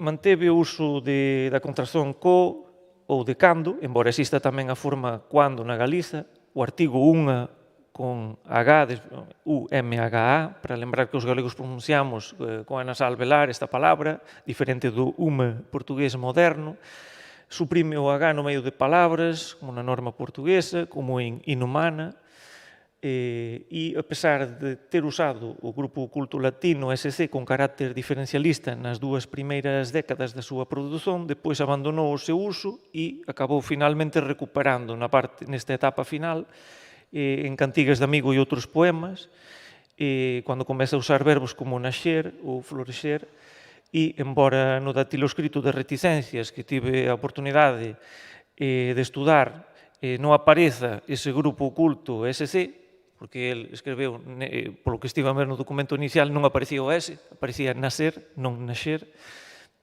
Na versión final do volume aparece, sí, o grupo oculto e entendo que debeu ser algunha modificación de última hora, antes de publicar. En termos de acentuación, comeza a usar o acento circunflexo, como en sabelo, o acento grave en contrazóns, como a. Porén, non usa o tilde nasalidade nos seus poemas. A evolución gradual da ortografía, en palabras do señor Carballo, tería sido favorecida pola chegada da democratización e, obviamente, polos coñecimentos que o profesor iría gañando coa pasaxe do tempo, coñecendo mellor as orixes da súa lingua e da variedade lusa. O polígrafo, ao longo da súa vida, fez parte do proceso de normativización do galego, participou na elaboración de algunhas normas para a unificación do galego en 1933, cuxa segunda versión viría a luz 3 anos depois. Tería editado na prisión de Xaén os apuntes de lengua gallega en 1942, preparado a gramática elemental del gallego común en 1966, cuxa sétima e última edición data de 1979, redixido as normas ortográficas do idioma galego en 1970, as normas ortográficas e morfolóxicas do idioma galego en 1971 e finalmente presidido en 1979 a Comisión Lingüística da Consellería de Cultura da Xunta da Galiza, na cual axudaría a construir unha norma coherente con o pasado da lingua e que acabará materializándose nas normas do estudo crítico da Asociación Galega da Lingua, a GAL, en 1983. E na súa segunda edición en 1989. Carballo asumirá estas normas como as de uso habitual, embora en algúns contextos, como da imprensa, acabe por utilizar diferentes normas. As mudanzas léxicas non son aleatorias. Elas obedecen a padróns recorrentes que permiten identificar liñas claras de evolución. En moitos casos, Carballo sustitúe palabras de sentido máis vago por termos semánticamente máis densos ou específicos. Este movimento revela un poeta que afina o significado, procurando que cada palabra soporte o peso do verso. Outro fenómeno recorrente é a eliminación de formas de orixe castellana, sustituídas por solucións galegas ou galego-portuguesas. Este proceso é coherente co obxectivo explícito da tese de mostrar a purga progresiva de castellanismos e o chegamento á variedade portuguesa, sen ruptura coas orixens galegas do autor. Aquí a revisión lexical é inseparável da posición ideolóxica de Carballo no debate sobre a lingua. Verifícase tamén a sustituición de palabras máis correntes por formas de maior tradición literaria ou etimolóxica. Este movimento non responde apenas a criterios estéticos, mas tamén a unha concreción da poesía como lugar de conservación e de elevación da lingua. Por fin, moitas mudanzas léxicas visan simplesmente uniformizar o vocabulario dentro dun mesmo poema ou conxunto de poemas, evitando oscilacións que o autor posa considerar incoherentes. Este tipo de alteración confirma que Carballo relea a súa obra como un todo e non como unha soma de textos isolados. Consideradas en conxunto, estas alteracións mostran que a revisión non é un xesto ocasional, mas unha práctica constante. Carballo Calero escreve, reescreve e corrixe porque entende a lingua como un sistema en construción e a poesía como un espazo privilexiado desta construción. O percurso vital do autor permite acompañar a evolución da norma do galego curto ao longo do século XX, desde a ausencia dun padrón estável até a formulación de propostas normativas conscientes e fundamentadas. En fin, en conclusión, o estudo das variantes textuais da poesía de Ricardo Carballo Calero revela un autor profundamente consciente da súa lingua e do seu oficio poético. A revisión lexical, en particular, mostra que cada palabra é escollida, cuestionada e, se necesario, substituída. O aparello crítico non é así un apéndice técnico, mas un testemunho directo da escrita en movimento, da poesía como traballo, como reflexión e como compromiso lingüístico. En fin, moito obrigado.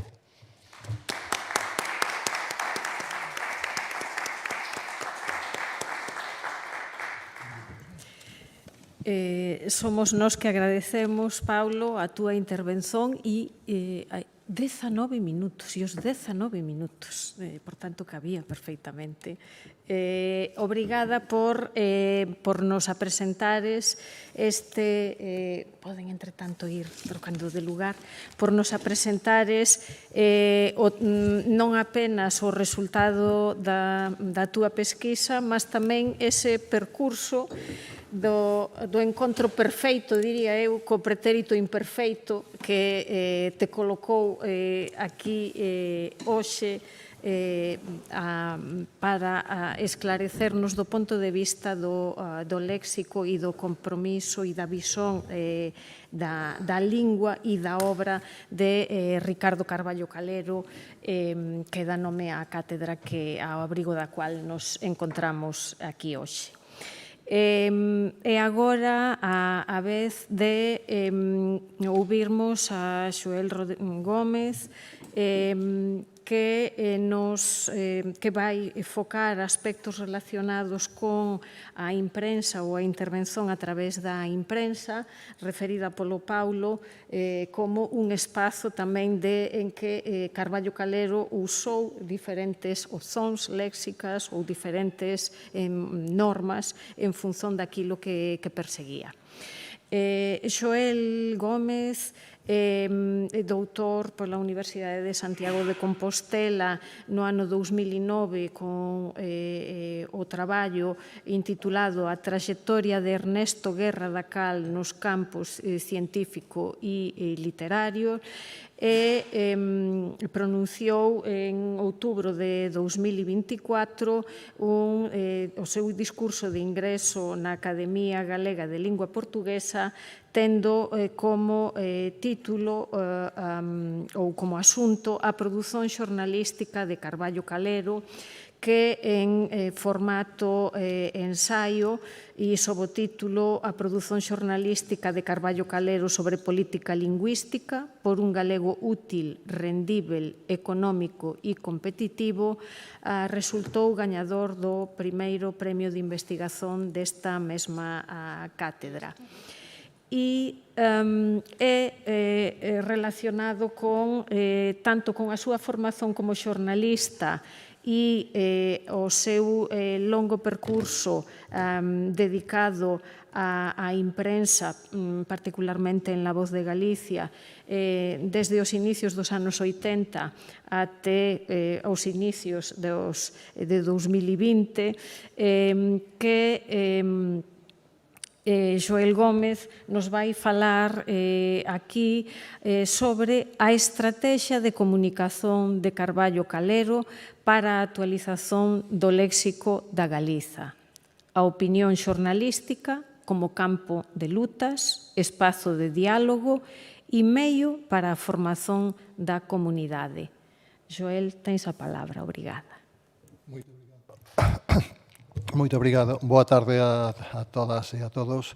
En primeiro lugar, dar os parabéns á Cátedra Carballo Calero desta Facultade de Filoloxía da Universidade de Santiago e á Academia Galega da Lingua Portuguesa por terem organizado este encontro de homenaxe a Carballo Calero e a Malaca Castedeiro, dúas grandes figuras da filoloxía que tiven o prazer de coñecer e de tratar. Síntome realmente feliz de estar aquí e voulles falar o título que acaba de comentar a profesora Felisa Rodríguez, obrigado pola presentación, sobre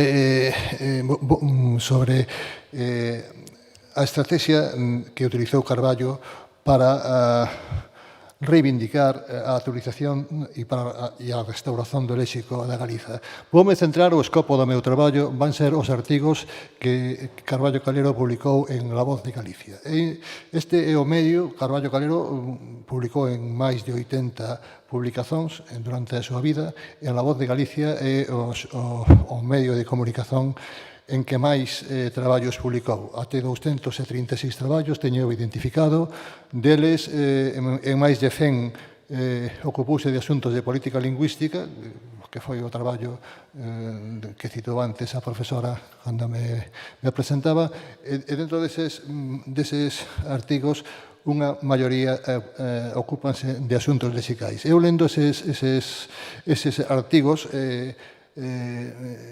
extraín unhas 30 recomendacións, unhas 30 propostas que el fixo para mellorar o léxico da Galiza, que van ser o que vou comunicar agora mesmo. O La Voz de Galicia, para as persoas non avisadas que estexan nesta sala, era un medio de comunicación durante a vida de Carballo Calero de maior influencia na Galiza. No ano 1967, La Voz de Galicia atinxiu os 50.000 exemplares de tirada, situándose nun dos xornais xa non só galegos, bueno, por suposto, o xornal galego de maior tiraxe, mas un dos xornais ibéricos de maior tiraxe. No ano 91, un ano despois de morrer Carballo, ultrapasaría os 100.000 exemplares. Por tanto, é un xornal importante para a difusión das ideas de Carballo sobre léxico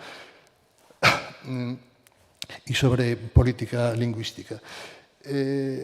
Para a política lingüística, Carballo propón fundamentalmente, resumindo a grandes rasgos, en primeiro lugar, mudar a ortografía e a morfoloxía da lingua.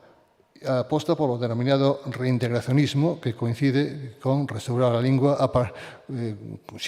xuntamente co portugués, a par do portugués. En segundo lugar, el propón un resgate, unha restauración, un enriquecimento e unha actualización do léxico de Galiza. Un léxico moi degradado, un léxico moi deturpado e moi castellanizado. Alén desas dúas actuacións, el propón que o galego pase a ser a lingua normal das galegas e dos galegos da comunidade galega en todos os ámbitos, e que deixe de ser unha lingua subalterna, e tamén, para conseguir iso, que se promovan con máis medios a equiparación oficial da lingua da Galiza co español, e alén de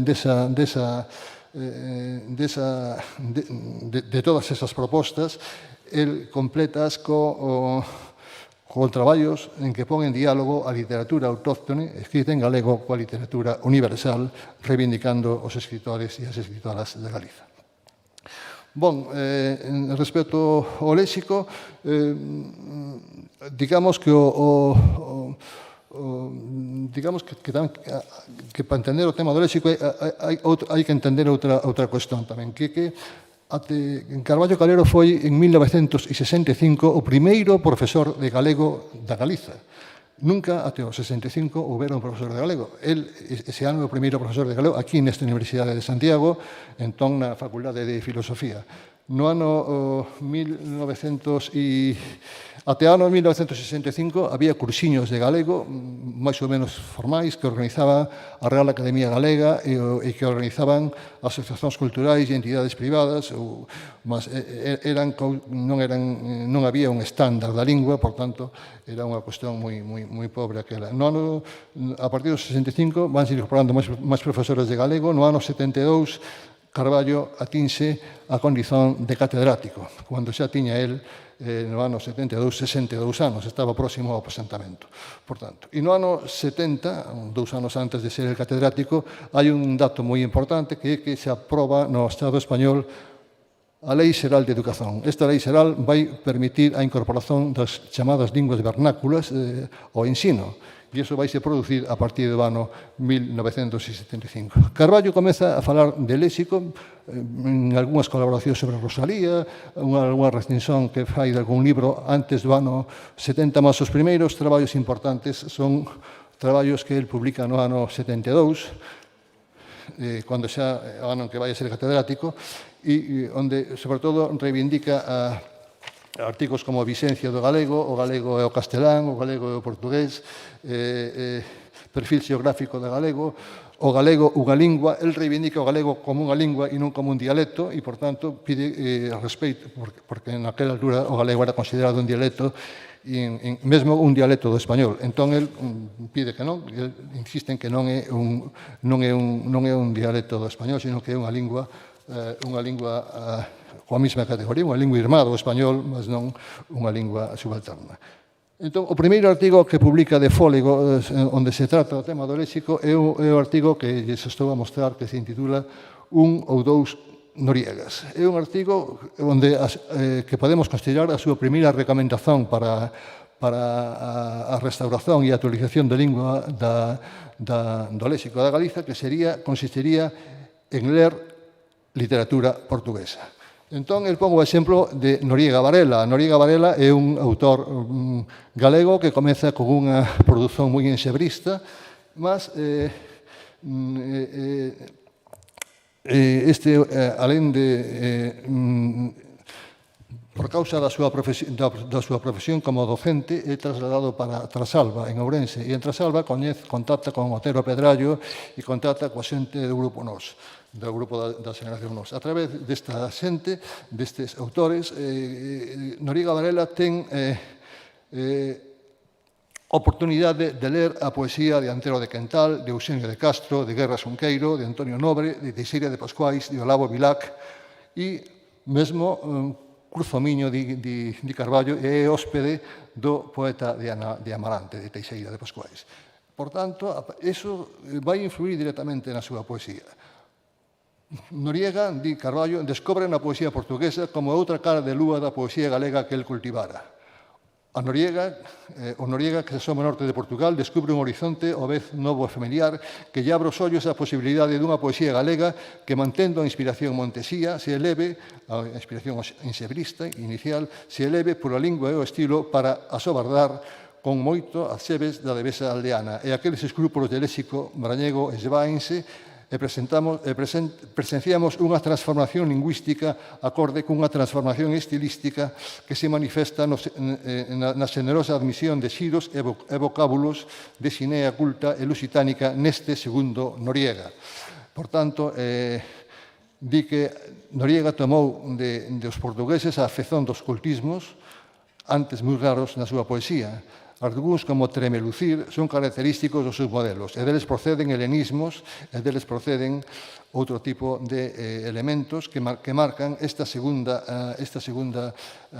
fase de Noriega, este segundo Noriega, este Noriega influído pola poesía portuguesa, que consegue nel unha elevación literaria que a min me facía lembrar o que comentaba Paulo antes, que aconteceu con Carballo Calero por causa das mudanzas lexicais. Por tanto, esta sería a primeira proposta de Carballo, que sería ler e aprender literatura portuguesa. As seguintes propostas, non me vou a...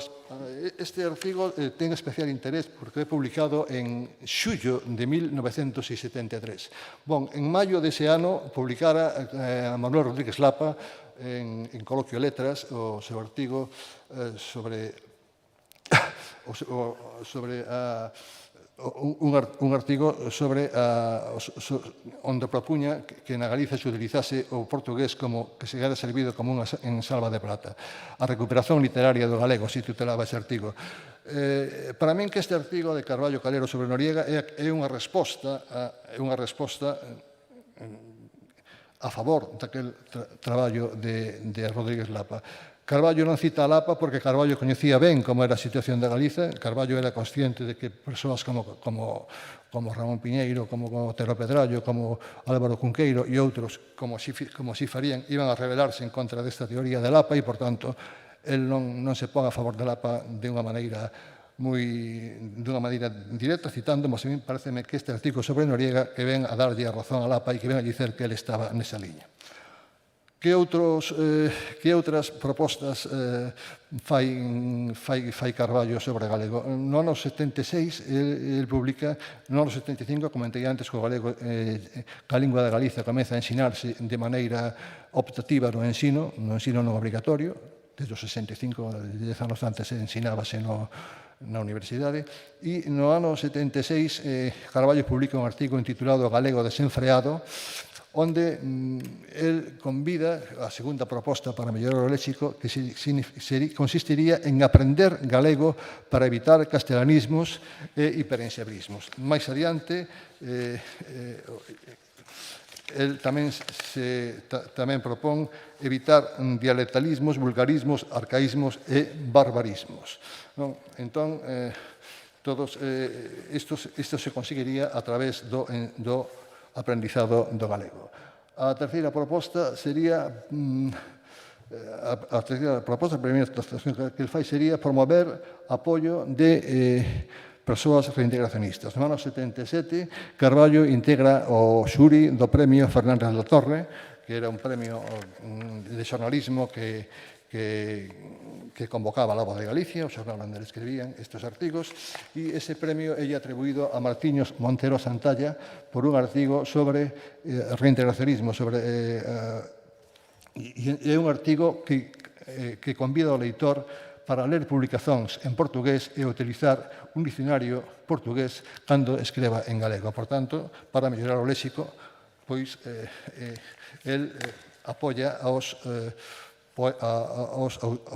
especialistas galegos que están nesa liña.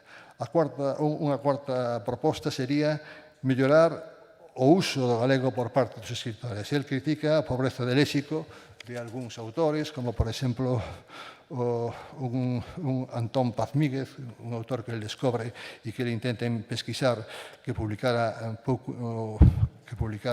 no ano 1936 na editora Nós, un romance de emigración, mas ao mesmo tempo que critica o léxico nese autor, pois el salienta o acerto de autores en concreto. Vou citar a Xavier Alcalá, que nunha recensión que el publica da narrativa A Nosa Cinza, di que realizou un grande esforzo para utilizar unha lingua coherente e esmerada. Calquera que sexa a opinión que a cada quen nos mereza esta ou outra solución lingüística, debe recoñecerse que estamos en presenza dun sistema cuidadosamente estruturado e que fai moi difícil para o futuro a indulxencia perante o arbitrario e desfargallado galego que a grande maioría dos prosistas galegos estamos acostumbrados a escrever e a ler. Tamén pide que se coñeza a historia da lingua galega. Dedícalle no ano 77 4 artigos a este asunto, intitulados O galego antigo, o galego medio, o galego moderno e o galego futuro. Neste último artigo, el di que está virtualmente gañada a batalla da lingua e naquel momento a batalla da lingua como instrumento cultural. Perdoen que non acabara de ler. Entón, el di que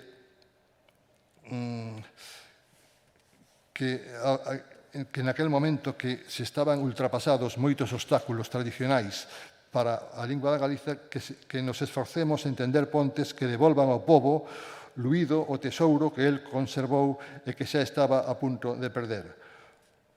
O galego, que o ensino primario estaba en aquel momento a punto de divulgar, como xa estaba a ser na universidade, ten de ser un galego restaurado. Ese ano finaliza esta serie de artigos históricos con un artigo intitulado O problema da lingua, onde tamén insiste neste asunto. En este asunto de que se coñece a historia da lingua, conclúe que na depuración da lingua literaria, a lingua literaria portuguesa, que resolveu no seu tempo problemas análogos, pode suxerir solucións sempre que esas sexan aceites dentro das actuais circunstancias sociais nas que o galego está inserto. Unha concordia, siquera ortográfica, até onde sexa viável entre os componentes do complexo lingüístico galego-portugués, favorecerá a expansión da nosa literatura. Unha literatura que, por principio, se autoconfinase nun ámbito arquidiocesano, non tería moito máis por vir que unha lingua que se choese nos límites parroquiais. Por tanto, coñecer a historia da lingua e devolvela ao tronco originario do portugués.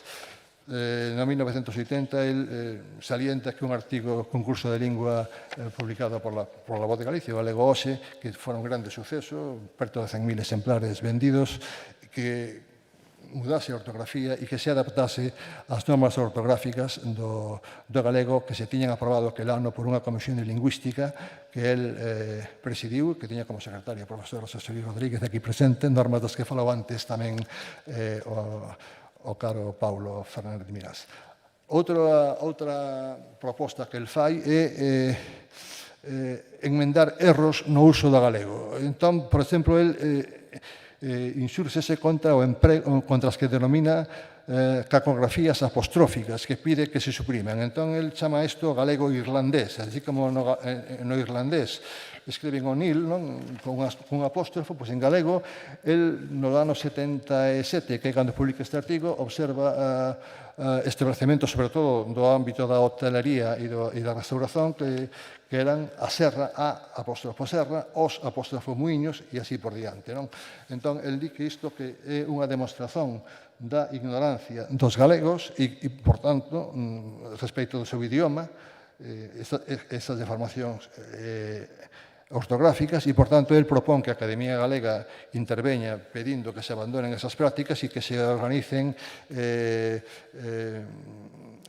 grupos de mozos de xente nova que vaya por estes establecementos pedíndolle aos seus propietarios que muden a esas prácticas incorrectas e que fagan un galego correcto. Tamén pide que se evite, isto dirixido aos seus especialistas lingüistas, que se evite o que el chama liberalismo indiferencista e o non intervencionismo de criterio e o non intervencionismo nos estudos dialectolóxicos que leven a castelanización do galego. Ali que, efectivamente, que se un dialectólogo observa que hai moitos galegos que din huevos, por exemplo, así con seada, que realmente que o normal é que se diga ovos, non? Entón, que non debe registrar ese huevos como modelo de lingua, senón que debe de utilizar e explicar por que utilizar ovos. Un octavo artigo xa no ano 78 dá 3 solucións para 3 modos de actuar posíveis para mellorar o léxico galego. Un sería estas 3 posturas serían aceptar o galego que se falaba na actualidade, ano 78, que era un galego moi castellanizado, un galego moi pobre, un galego, sobre todo, iso, que avanzaba con a sustitución por castellano. Unha segunda solución que sería reintegrar o galego na tradición do galego portugués, e unha terceira posibilidade que sería construir o galego sobre a base do estado actual da lingua, mais renunciando á tradición galego-portuguesa. El defende a segunda, quer dizer, reintegrar o galego á tradición galego-portuguesa, e iso defende que a normalización do galego pode realizarse recuperando o que é tradicional e foi desplazado pola influencia castellana e que continúe vivo na outra modalidade principal do tronco común, que sería o portugués. Evitar resistencias ás formas propias galegas que se consideran os ismos e informar debidamente de que esas formas son galegas, por exemplo, propio, restaurar vocábulos esquecidos que foron sustituídos na fala popular, evitar o que el chama un galego chafalleiro, por exemplo, o topónimo La Puebla del Caramiñal, que era o topónimo oficial na Galiza no ano 79, cando ele escribe ese artigo, que se estaba galeguizando como a Puebla do Caramiñal. Entón, ali que, claro, a, do e Caramiñal son termos galegos, pero Puebla é castellano, que non procede esa mistura, e propón alternativas que efectivamente acabarían por conseguir. Outro sería a ortografía culta, ortografía reintegracionista. Por exemplo, pongo o exemplo de xeoloxía, que en todos os idiomas, mesmo en castellano, se escribe con G, mas en galego o escribían con X, polo tema da... Como pasou aquí?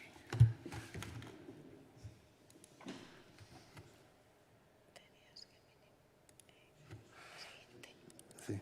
Como tema da ortografía castellanizada que se estaba utilizando.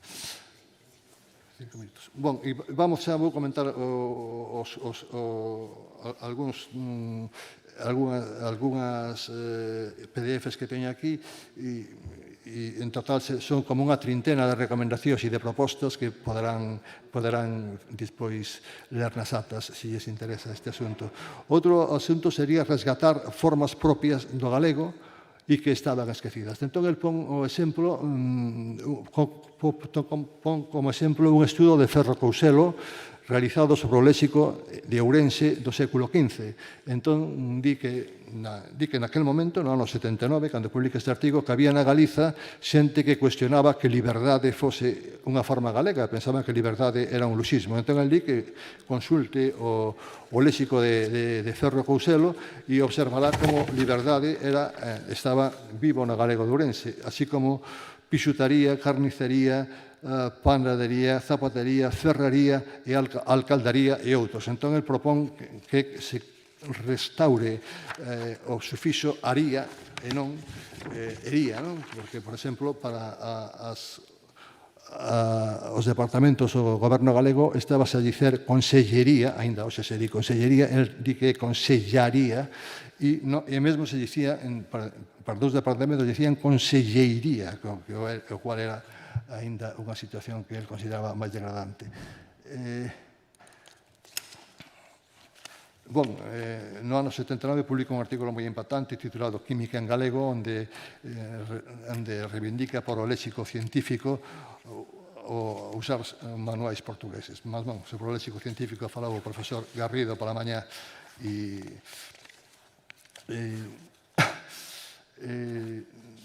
tamén no ano 79 publica este artigo de normalización e reintegración do galego, que é un artigo onde el reivindica o que chama unha política de autenticidade e procura de respetar a receptividade social na actuación co léxico galego. Unha política de autenticidade que el define que non aceite persignadamente o deterioro histórico que o galego sofreu.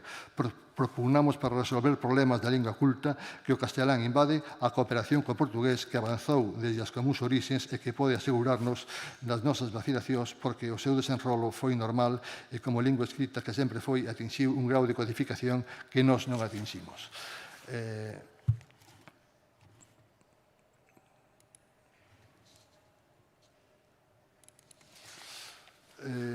No ano 83, o 4 de febreiro de 83, xustamente antes da publicación do decreto a Filgueira, un decreto que sustituía aquela normativa aprobada no ano 80 por unha comisión que el presidira por outra normativa de signo diferente.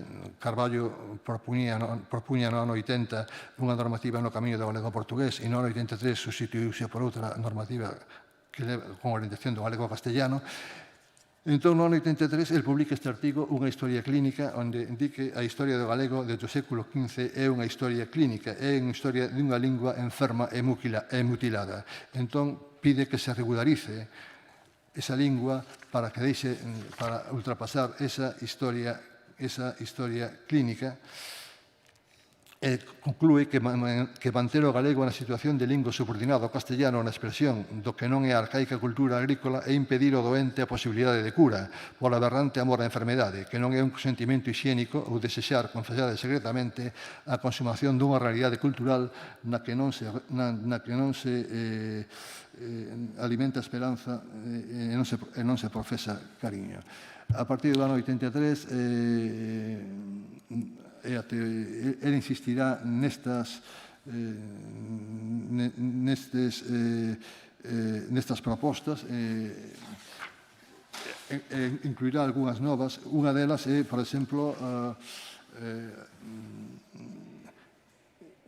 insurxirse contra os decalques do castellano. Entón, en Despedida e Peche, por exemplo, un dos decalques que máis aborrece é o de peche. El di que en castellano é cerrar, o verbo cerrar, cierre, entón que se fixo en galego pechar, peche. Entón di que en galego que hai outras alternativas como encerramento, como pecho ou fecho, e que cerrar é tan castellano como galego, e entón pide que se eviten os decalques servís do castellano e que se use un galego culto e un galego máis propio. En Lingua e Direito é un artigo en que se insurxe contra as imposicións, denuncias imposicións que había de ortografía e de léxico galego, di que hai que ordenar, di que nin siquiera se estaba a respeitar un ordenado contraste de pareceres como acontecía nos últimos anos do franquismo. Por lo tanto, decía que había un retroceso na aplicación da política lingüística desde o punto de vista político con respecto en cuanto a direitos, mesmo con respecto a que acontecía no franquismo, que xa era moito retroceso. E tamén lles quero e máis sobre Galiza e Galicia, que era un artigo, reivindica o nome de Galiza el, e este artigo, el publica un artigo que se intitula Por un i mantemos o galego ou aceitamos o castellano, onde el di que os sufixos latinos tionen dan en galego son con c cedillado e xionen dan en galego son con s. Entón, que iso acontece, por exemplo, en redenzón ou en nazón, que son termos usados por Pondal no himno galego. E pon mesmo varios exemplos de Rosalía con esas solucións.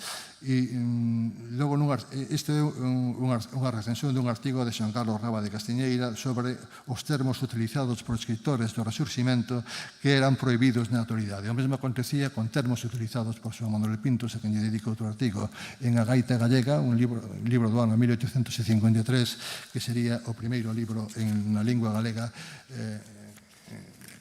o primeiro libro propiamente en lingua galega, non? Do Resurtimento, e que utiliza termos pintos que utilizados por escritores do século XX, nos anos 80 e pico, eran termos acusados de lusismo e eran termos prohibidos pola normativa do ano 83, pola normativa do galego castellano. Por tanto, para pasar ás conclusións, brevemente, dicer que Ricardo Carballo Calero utilizou a opinión xornalística como campo de loitas contra os seus adversarios que defendían o galego castellano, como un espazo de diálogo para propor o galego portugués e como un medio para a formación da comunidade, tendo en conta que era unha comunidade que non estaba alfabetizada en galego e que, en parte, moitas persoas aprenderon, eran a primeira oportunidade tal vez que tiñan de formación en galego a través deses artigos deles. Son uns artigos, el sempre dá solucións, sempre di que é posible a recuperación do galego, é optimista, el di que así como había no Resurtimento, ninguén decía galego, ninguén decía Deus ou Camelo, que todo o mundo decía pois Dios e gallego, etc., pois que se pode, e como os termos se restauraron, como se podían restaurar outros termos. Dá solucións para iso e, por tanto, a min pareceme que estas propostas de Carballo Calero para o léxico galego que el divulga a través deste xornal son propostas que teñen actualidade, que non só, por exemplo, antes referíamos ao tema de consellería, que ainda hoxe non este aceite, e outros moitos. A imensa maioría teñen actualidade, por tanto, que deben ser retomadas na senda política, deben ser consideradas porque é un traballo moi serio e son propostas que teñen todo o valor na actualidade no ano 2026 en que estamos para mellorar o léxico galego e para actualizar o léxico galego. Moito obrigado.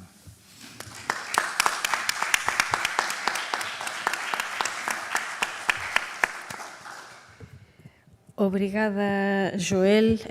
Ficou ben claro e documentado e nese percurso cronolóxico esta idea de formación da comunidade e aquí colocado por ti poderíamos dicer información para a comunidade e esta idea que penso que é ben interesante e importante de propor solución sempre, porque, como xa se comentou nalgúns outros momentos, há informes, há relatorios, há detección de quais son os problemas, mas cando eses informes, relatorios ou propostas van directamente para as gavetas, nada se avanza.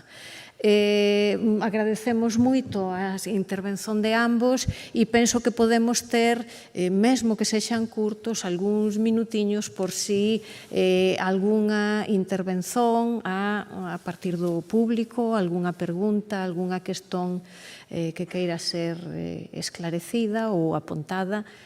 Ánxelo, Cristóbal. Quería centrarme algo no primeiro texto que colocou o Joel sobre o artigo de Carballo Calero referido a Noriega Varela, que me parece que dá no centro da problemática. Por un lado, é un autor, un escritor e un lingüista galego que quer colocar no centro da cuestión a idea de lingua, o conceito de lingua. Há tamén un autor francés que sería útil citar aquí, que é Clément Rosset, que en 1973 publicou un interesante libro, en francés naturalmente, depois traducido a varios idiomas, L'Anti-Nature, Elementos para unha filosofía tráxica.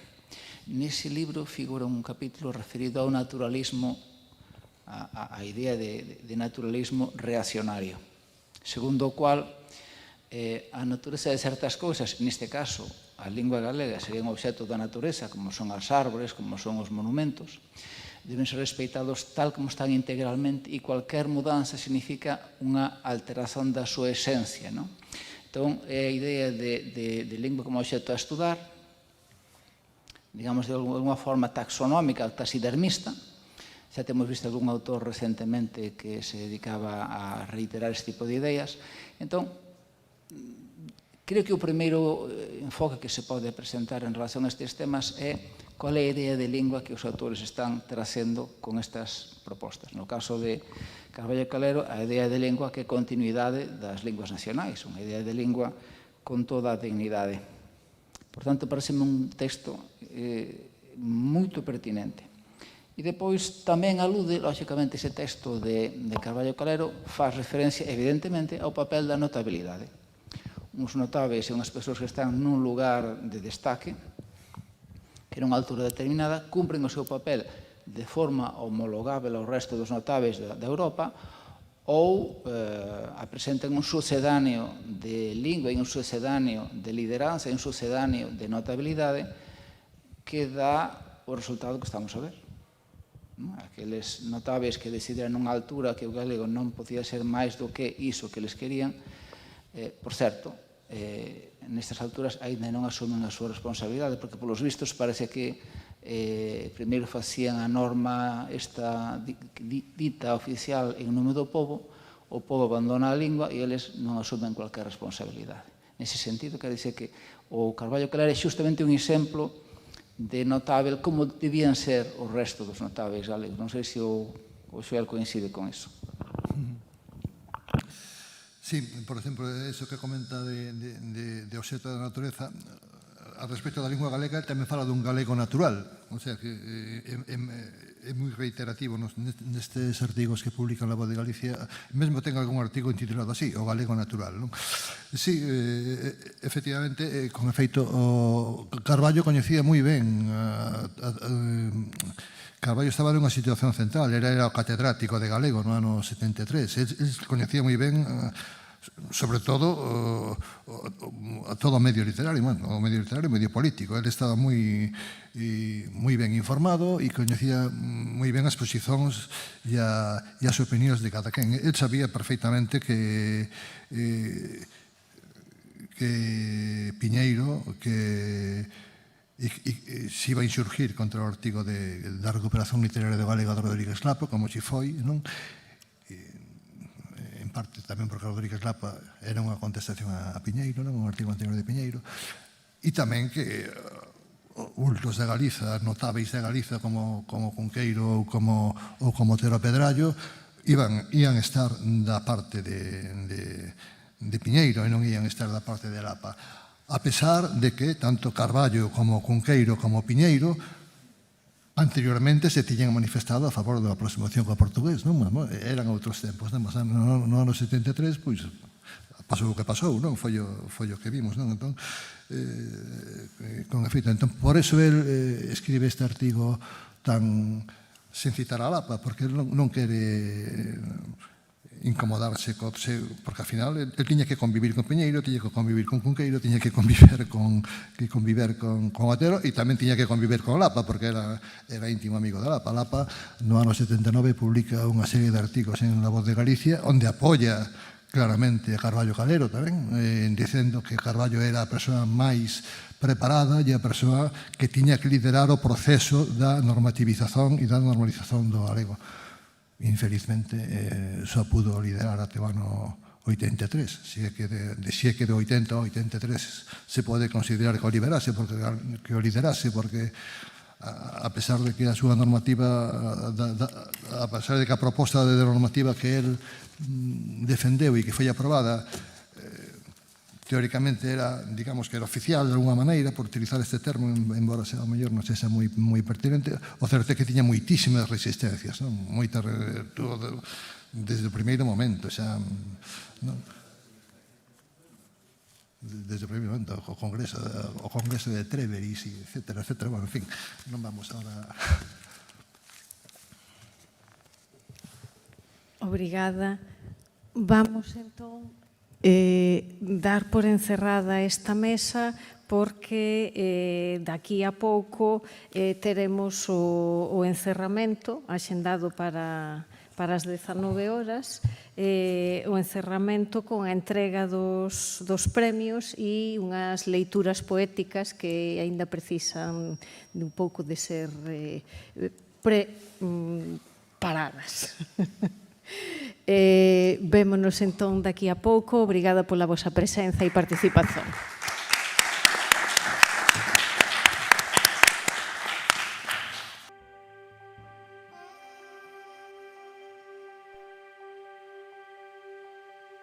Ben, boa tarde. Vamos concluir con a parte máis festiva este encontro, este seminario, que sempre, cando se trata de cousas académicas, ten un ar un bocado, en fin, ranzoso. Mas faz falta. Concluirán o evento un xoven grupo, Clube de Poetas, Clube de Poetas da Facultade de Filoloxía, que é un misterio que farán con Carballo Calero, un Frankenstein cadáver. Bom, performático. Mas vamos, como estaba programado primeiro, simbólicamente, porque o que importa é isto, non a grana, mas o diñeiro xa foi entregue. No sábado 22 de novembro, reunido o xuri conformado a efeito para atribuir os premios Carballo Golpe de Asa 2025 da Cátedra Carballo Calero, decidiu propor as 4 distincións de obras e títulos que vou ir enumerando e dando a palabra a cada un deles brevemente. Non quero nin facer memoria da urxencia con que foi todo isto organizado e das dificultades con que, e algunhas das inconveniencias que foi, sobre todo para o premio de creación. Mas todos aprendemos e haberá outras oportunidades, esperemos. O primeiro premio de investigación a un TFX ou TFM con 500 euros antes de impostos e trofeo foi para un angolano que queremos, ou que queremos aínda moito, que debe estar aí en Angola con toda a torcida de Luanda a vernos. Eliseo Súa Cateco, que foi alumno noso de todas e todos nós os que estamos aquí traballando, por un TFX intitulado Modo de Interazón e Comprensión da Lingua Portuguesa mediante as variantes lingüísticas no SC Galiza. O caso dos estudantes lusófonos, que foi orientado por Elías Torres, ou Elías Feixóo Torres, o noso decano, que vai recoller o trofeo simbólico a acabar. Mas vamos a ouvir a Eliseo antes de máis, prevenindo as dificultades de rede que pedimos e chegou onte. Xa non lle reclamei, Eliseo, non te calas nin debaixo da agua, 5 minutos, non 8. Saudações, digníssimos professores, prezados membros convidados a este magnífico seminário de lexicografia que está sendo realizado em Santiago de Compostela, especificamente na Faculdade de Filologia. Quero iniciar esta minha intervenção tecendo primeiramente os meus agradecimentos ao convite e tecer também aquele meu agradecimento ao professor Carlos Queiroga, que tanto tem se empenhado nesta empreitada, que culmina hoje então com a entrega simbólica, não é, dos prémios aos vencedores deste magnífico primeiro prémio da Cátedra Carvalho Galero, na qual eu, Eliseu Cateco, fui distinguido na categoria de TFG. Dizia o nosso saudoso Castelau que o galego é um idioma tão extenso e útil, porque com as suas pequenas variantes, ela é falada no Brasil, Portugal e nas suas variadas colônias. Idioma este que nos identifica, como é sabido que, desde a antiguidade, a língua foi este elemento que de certa forma facilita as pessoas a interagirem, e é por meio da língua que nós compartilhamos ideias, compartilhamos expressões, nos interagimos com os demais da mesma sociedade. Daí então que, partindo desse pressuposto, eu, Eliseu Súa Cateco, sinto-me bastante honrado, tudo porque foi na Galiza, durante a minha passagem como estudante de mobilidade, pude então encontrar-me com a língua que de certa forma identifica-nos a todos nós. Ao longo desta minha pesquisa, a qual agradeço bastante à Universidade de Santiago de Compostela, à Faculdade de Filologia, que deram-me então esta oportunidade de poder elevar a minha imaginação sociológica naquilo que é o meu imaginário sobre a língua que todos nós falamos. Sabemos que hoje, graças a este estudo que foi encabeçado por mim, sobre meu grande orientador, professor Elias Torres Feijó, a qual tenho uma grande estima, podemos então mergulhar, não é, neste grande conhecimento que de certa forma torna-nos unidos, porque é por meio da língua que nós conseguimos nos identificar com os outros que estão espalhados por diversa parte do mundo. Daí que todos nós sabemos que o português, sendo este idioma de identidade de todos os falantes de português, é o idioma que de certa forma facilita no processo da interação. A minha experiência ao longo desse período foi tão significante, sendo que a partir dela, recolhendo os dados suficientes que de certa forma dão-nos a entender e a comprovar que, afinal de contas, temos uma língua que, embora tendo as suas distintas variantes, compreendemos-nos todos, compreendemos, porque uma língua esta que vai conquistando espaço, uma língua esta que a cada período, não é, vai estando presente em várias esferas da nossa sociedade. Ainda assim, sabemos que o desafio é longo, porque o português constitui uma das línguas mais faladas do mundo. Estamos aqui a falar que ela apresenta o 4º lugar no ranking das línguas mais faladas do mundo. Por essa razão, então, os desafios ainda acabam sendo lançados. Por isso é que seminários como este, de certa forma, são de grande relevância, porque ajudam-nos a refletir a língua que todos nós falamos.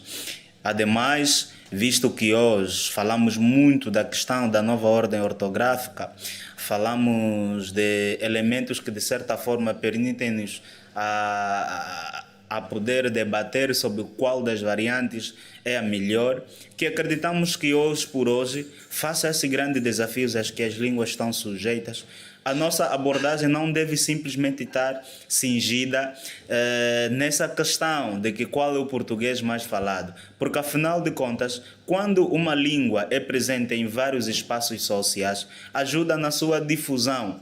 Hoje, como todos nós sabemos, entramos num universo concorrido das línguas, onde as línguas acabam estando presentes. Falamos de uma língua que é falada por muitas áreas, e quando isto acontece, aquilo de certa forma só nos enriquece, mais ainda a todos nós falantes dessa mesma língua, que é o português, uma língua mãe, uma língua que permitiu e permite que nós, os falantes, possamos estar presentes em várias sociedades.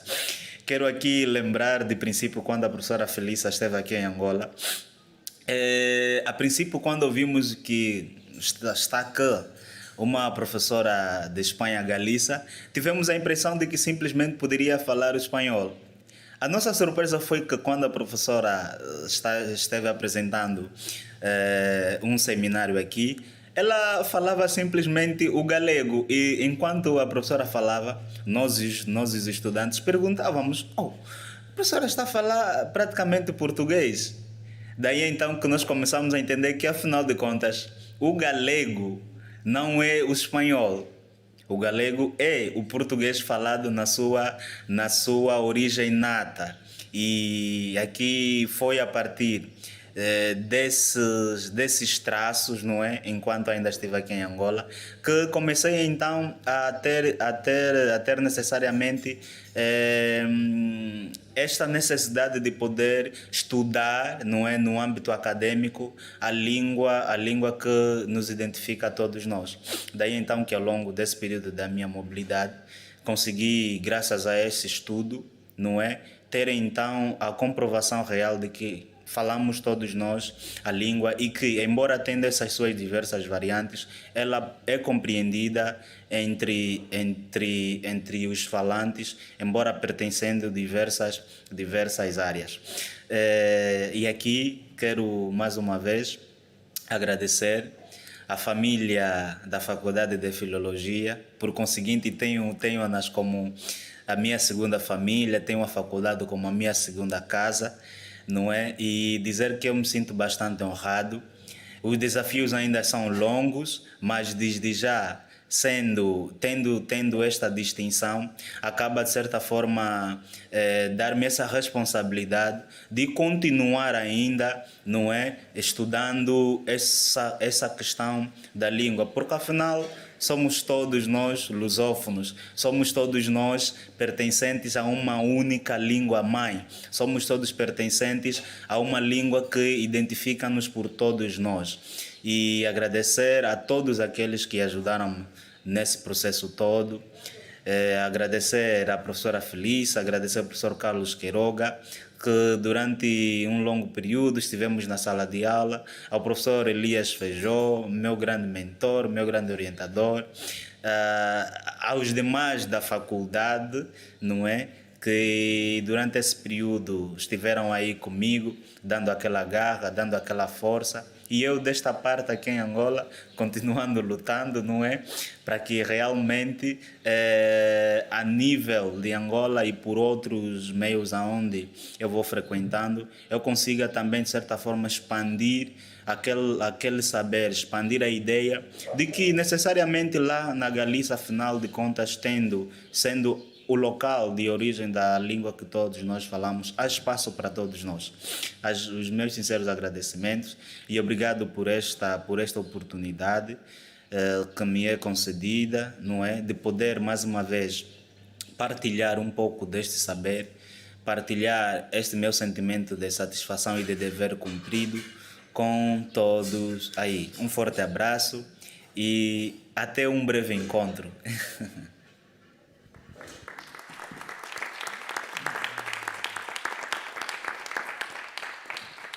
Bom, Eliseo, se achas ben, aí en Luanda vamos deixar o metacrilato simbólico nas maus do teu excelso orientador. Se se perder, vai ser culpa dele. Non sei como é como Fidel Castro, se temos que fale... Non falo. Pode, se quer. Xa falou el por todo.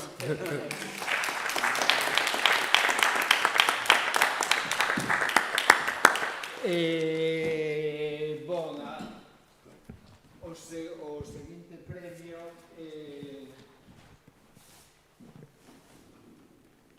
o primeiro da serie, mas da modalidade tese de doutoramento ou monografía, libro publicado, 1.000 euros antes de impostos e trofeo, foi para o galego Xoel R. Gómez por este libro, Carballo Calero, por un galego útil, rendível, económico e competitivo, que, como probou na súa palestra anterior, é un traballo de minaría intensiva do Carballo Calero xornalista, con unha arrumación, en fin, tremenda, con índices como el xa nos ten habituados en moitos traballos anteriores.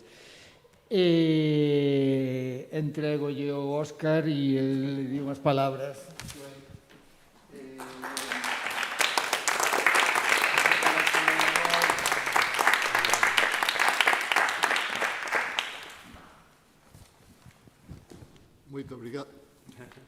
Moito obrigado de novo.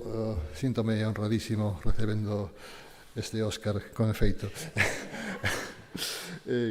Algo que nunca, que de verdade que non estaba lonxe de imaginar cando concebín este traballo. Bon, este traballo eu comecei a pesquisar sobre o contributo de Carballo Calero en La Voz de Galicia no ano 2019, cando eu era xornalista nese xornal, por tanto, tiña a meu dispor todos moitos elementos para poder facer esa pesquisa. Conseguen identificar 236 traballos publicados entre os anos 1945 e 1989. Son traballos que a súa leitura demorada, a súa leitura do século XXI, pois exixiume bastante esforzo porque había moitas cuestións de Carballo Calero que tuven que non eran situadas para, o sea, que referidas a unha situación moi concreta, non eran fáciles para min entender inicialmente, mas pouco a pouco foise entendendo e foise comprendendo todo. Moitos destes artigos que foron inicialmente publicados no xornal están despois recollidos en en libros del, como libros e autores galegos, estudos rosalianos, escritos sobre Castelao, letras galegas, do galego e da Galiza, unha voz de Galiza e outros. Isto dá a entender, ou fíxeme entender e reflexionar sobre un novo relacionamento entre o campo científico da filoloxía e o campo xornalístico, que tal vez eu non tiña reparado nunca antes, non me tiña... Desde logo, Carballo Calero era, como digo aquí na badana do libro, Carballo Calero é hoxe recoñecido como cientista polos seus estudos sobre a lingua e literatura da Galiza, como produtor literario polos seus contributos de poesía, narrativa, teatro e ensaio, como político pola súa intervención no Seminario de Estudos Galegos, tempo en que redixiu o primeiro anteproxecto de Estatuto de Autonomía de Galiza con Luís Tobío, como ele propio refere en 2 desses artigos publicados en La Voz de Galicia e depois tamén no Partido Galeguista. E tamén aquí esqueceume de salientar tamén a súa condición de pedagogo. Pois, alén de todo isto, ele tamén debe ser recoñecido polos seus artigos de opinión, porque son artigos realmente modelares e moitos deles dignos de ser estudados precisamente como modelos de xornalismo de opinión nas mellores escolas de formación de xornalistas. Hai moita Galiza nestes artigos, hai política lingüística, hai literatura, hai historia, hai cultura, hai autobiografía, en fin, son artigos realmente moi pensados, moi ben arquitectados, moi ben construídos, artigos realmente dignos dun grande autor de artigos de opinión. Artigos que dan para coñecer mellor a historia de Galiza. Moito obrigado, síntome de verdade moito honrado, moito obrigado.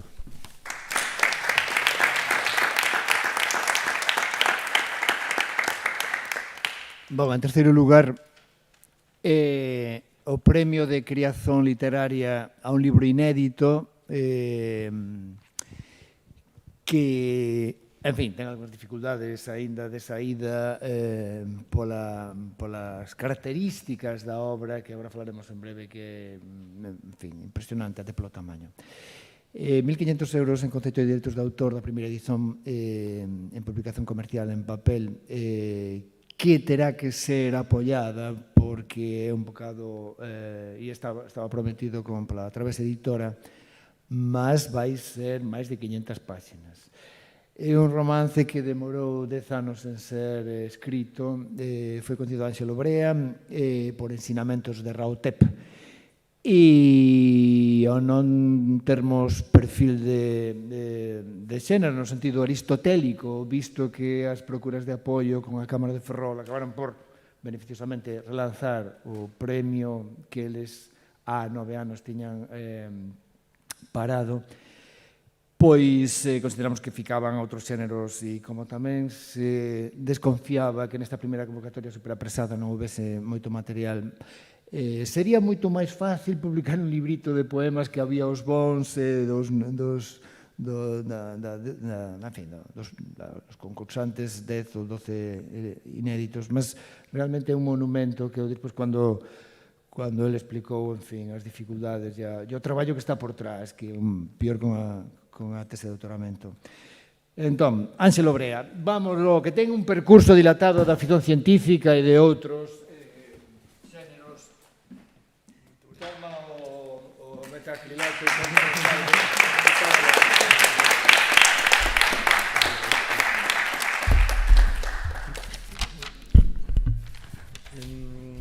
Moito obrigado, Carlos, queridos amigos, profesores, colegas, o grupo poético da facultade, moito obrigado a todos, boa noite. É un placer e un privilexio receber este premio da Cátedra Carballo Calero da Universidade de Santiago no apartado de creación literaria.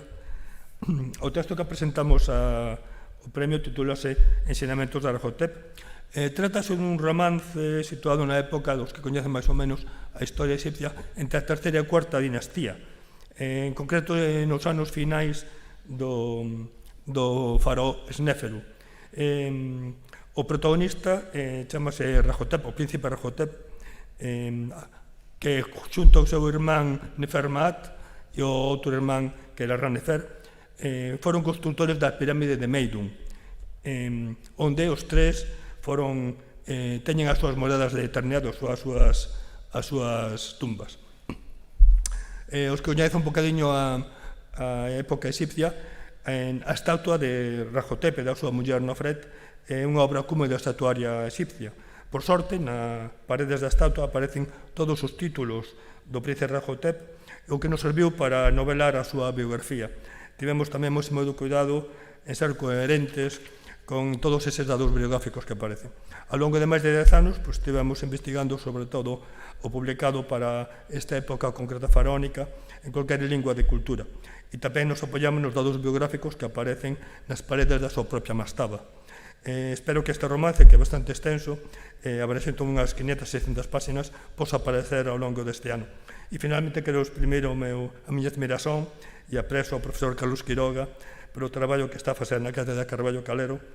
Espero que a vida desta cátedra sexa extensa e útil, como diría Castelao, para ben da nosa lingua e da Galiza. Moito grato.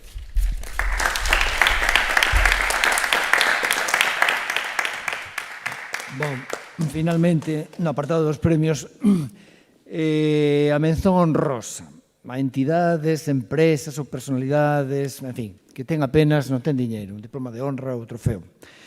A Secretaría de Vicerreitoría preguntou-me, isto que? Unha convocatoria, porque tamén o de Criazón non estaba previsto, mas achei que sería oportuno e tamén na convocatoria estaba previsto que fose proposto de fora, mas nin escollendo, se ninguén propuña Artabria, pois ficaría, houve dúas propostas. Non digo que a semente, que tamén foi outra proposta, non merecese, pode ser noutra ocasión. Mas, obviamente, o traballo de Artabria durante todos estes anos, agora que acaba de arruinarse tamén a casa de Carballo ali polos temporais, foi unha proposta afortunada, o xuri non tivo moitas dúbidas, e eu tiña moitas dúbidas de se alguén podería vir e descoñecía que a Raquel Paz López, que é unha socia exilada en Compostela, fose esta Raquel que eu xa coñezo desde hai tempo, que agradezo moito que estexe aquí. Por tanto, obrigado por vir, Raquel. Toma o mataquilazo e contanos algo.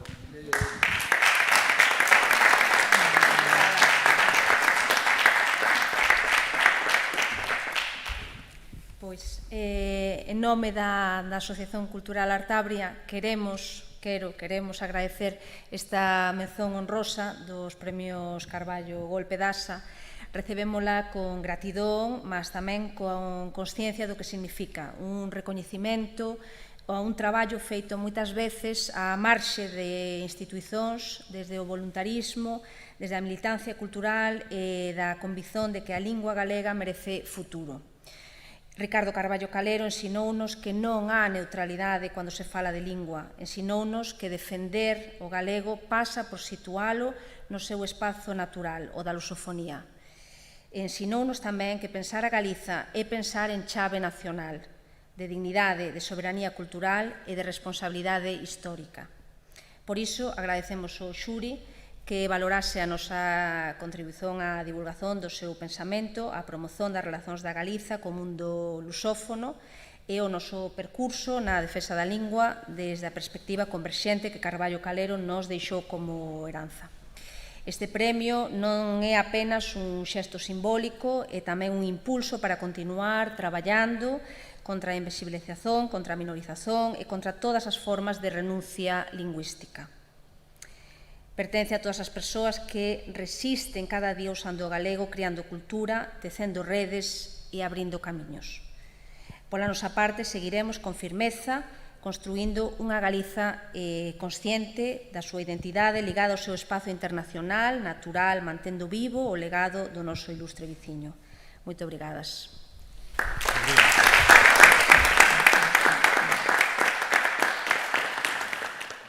Obrigado, Raquel. Para fechar, aínda que fechará institucionalmente o decano, creo, si fica algo en pé aquí, porque, cuidado, chegan os poetas.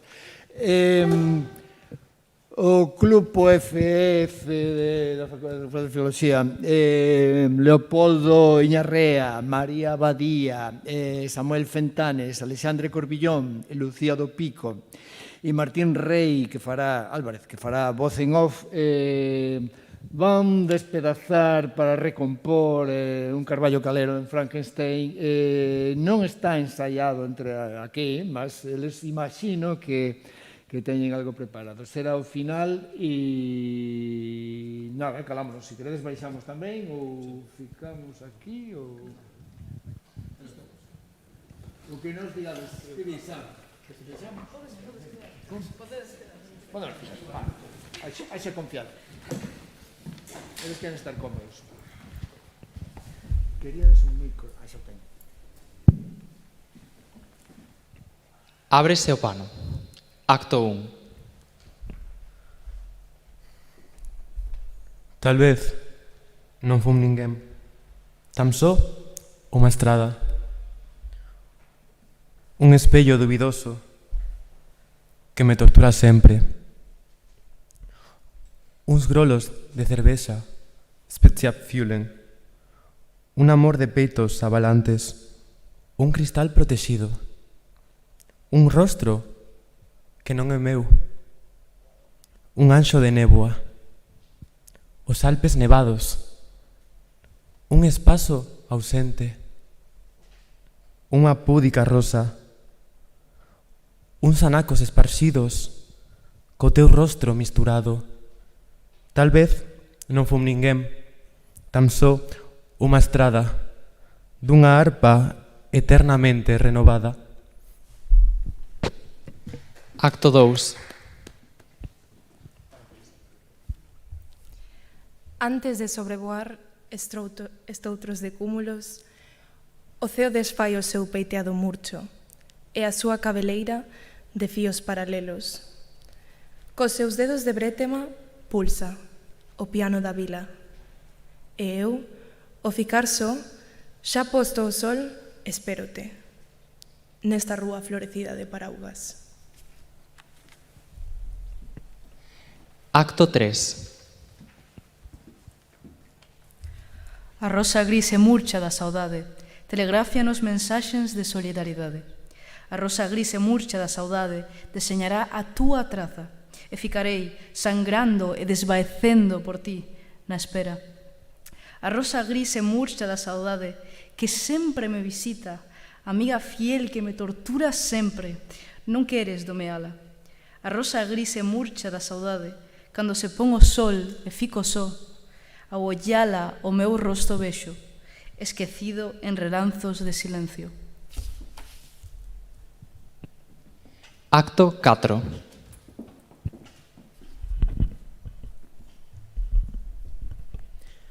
É tarde para todo. Para posuir. Para amar. Para vencer. Mais este corazón aprende pouco. Non somos uns adolescentes. E xa chegamos á idade da razón, meu amor. Que é querer alguén, en fin. Doce e pérfida amante que sempre me visita. Cando se pon o sol e fico soa, amigo fiel que me tortura sempre. Sangrando e debecendo por ti, na espera. Farásme suspirar, as túas espiñas hanme ferir e ficarei. Logo, entregarémonos ao soño ou ao sono. Retornaremos aos imperfectos paxaros do intre fuxidío. Estaremos na natureza dos réptiles imperfectos, soidade do abismo común. Alumará un mundo esquecido en relanzos de silencio, frío e teimoso do intre, sen historia.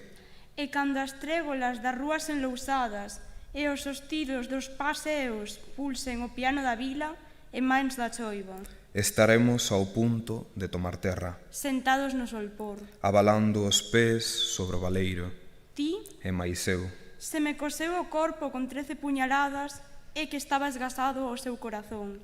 O anxo de néboa, o anxo de señardade. Soterrarás o cadáver da miña infancia.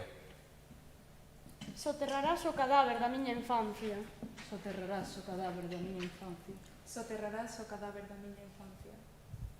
Soterraredes o cadáver da nosa infancia. Péchase o pano.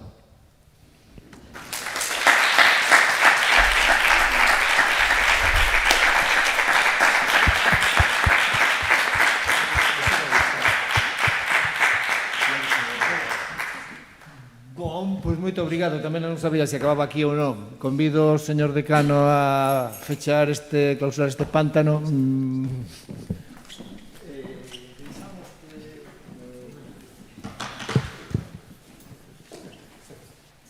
Ben, naturalmente vou ser breve porque levan aquí un día destes duros necesariamente e a xente quere ir a vida. Quero comezar por dar os parabéns ás persoas premiadas e tamén á entidade, a Fundación Artabria, sen dúbida todas elas merecentes deste premio, desta honra. Quería comentar de maneira rápida dous asuntos que me parecen relevantes. O primeiro ten que ver con agradecer o traballo. Detrás de todo isto hai un enorme traballo. E hai un traballo que ás veces, ten a súa gratificación, non direi eu que non, mas que pasa por moitas fases e moi complicadas. A Academia Galega da Lingua Portuguesa ten un papel verdadeiramente relevante neste traballo, neste seminario de lexicografía Carballo Calero, que con acerto foi dedicada á memoria de Malaca Casteleiro. E, por tanto, eu quero, como decano da Facultade de Filoloxía, como universitario, agradecer ese traballo da Academia, que me parece un traballo non só relevante, decisivo para algúns dos ámbitos de que estamos falando. E vanme tamén permitir que agradeza ao meu colega Carlos Quiroga todo o traballo desenvolvido. Carlos sempre tentou fuxir de cargos e de responsabilidades deste tipo e vai collendo xeito no que é, digamos, este tipo de responsabilidades, mas sempre tamén con ese elemento da singularidade artística que quere manifestar expresamente que el non quería estar, mas non está estando e ao mesmo tempo hai que facer, e isto tudo que o seu feitío indica, non? Mas que son tempos de traballo, de angustias, ás veces tamén de decepcións, mas ao final a pregunta é sempre se valeu a pena. E eu penso que a resposta ha de ser que sí, que valeu a pena e que vale a pena. Entón, querido Carlos, obrigado por todo o traballo, que digo sí como decano, mas fundamentalmente como universitario e aínda máis como persoa galega, como quero tamén pois agradecer vivamente esta relevancia. Vanme consentir, a certa altura acabamos algunhas persoas sendo inevitablemente paternalistas. E entón, serei, se callar, un pouco paternalista, pero quero dirixirme ás persoas xovens que con esta boa representación lembraron-nos textos ou fixeron-nos partícipes de textos notables. Eu non gosto da palabra homenaxe, mas non quero aquí impugnar nada, porque os mortos non se conmoven, os mortos están mortos. Cando queran facer homenaxe, fagan os vivos para que o sintan. Ora ben, a min parece significativo que aprendemos disto. Este Carballo, Malaca Casteleiro, ve unhas fotos e estes deben ser do século. Eu penso que todo isto, e disculpen se isto for paternalista, non é a miña intención, máis que, lembrar contributos, ter memorias, debe servir para aprender trayectorias. Que é o que nós podemos aprender de persoas como Malaca Casteleiro, para ben ou para mal, de Carballo Calero, para conseguir obxectivos? Con que dificultades se poden encontrar, que obxectivos teñen, que medida toman decisións, quais son as opcións, quais son os recursos, como chegan a algún lugar. Carballo Calero, Malaca Casteleiro, foron dúas persoas unidas, entre outras cousas, por ocupar, nalgúns momentos, espazos, non direi marxinais, mas marxinalizados. e, por tanto, pois impugnar algunhas das súas ideas, trayectorias, a iso todas as persoas estamos expostas. A questón é como se pode, a través dese percurso, conseguir obxectivos, e obxectivos que se consideran benéficos para a comunidade, neste caso, unha comunidade ben alargada, como nos era antes comentado. Penso que unha realización deste tipo na Universidade de Santiago de Compostela, na Facultade de Filoloxía, conmemorando Carballo Calero, falando dun acordo ortográfico, vendo toda unha trayectoria a través do uso e do estudo das palabras, reunindo persoas de primeira fileira nos ámbitos tanto científico como asociativo, deben facernos, penso eu, a ter unha idea tamén optimista das cousas e das realizacións que facemos. Saber que hai que enfrentar percursos, camiños, e que hai que facelos de maneira decidida, con toda a cautela que for preciso, mas ao mesmo tempo tendo claro o horizonte. Hoxe, estas asas de Carballo Calero, estes premios Carballo Calero, esta cátedra Carballo Calero na Universidade de Santiago de Compostela, son reflexo diso. Están manifestando que vale a pena tamén e que hai que moitas veces pensar a longo prazo con as luces que poden iluminar, falase aquí, do futuro Carballo.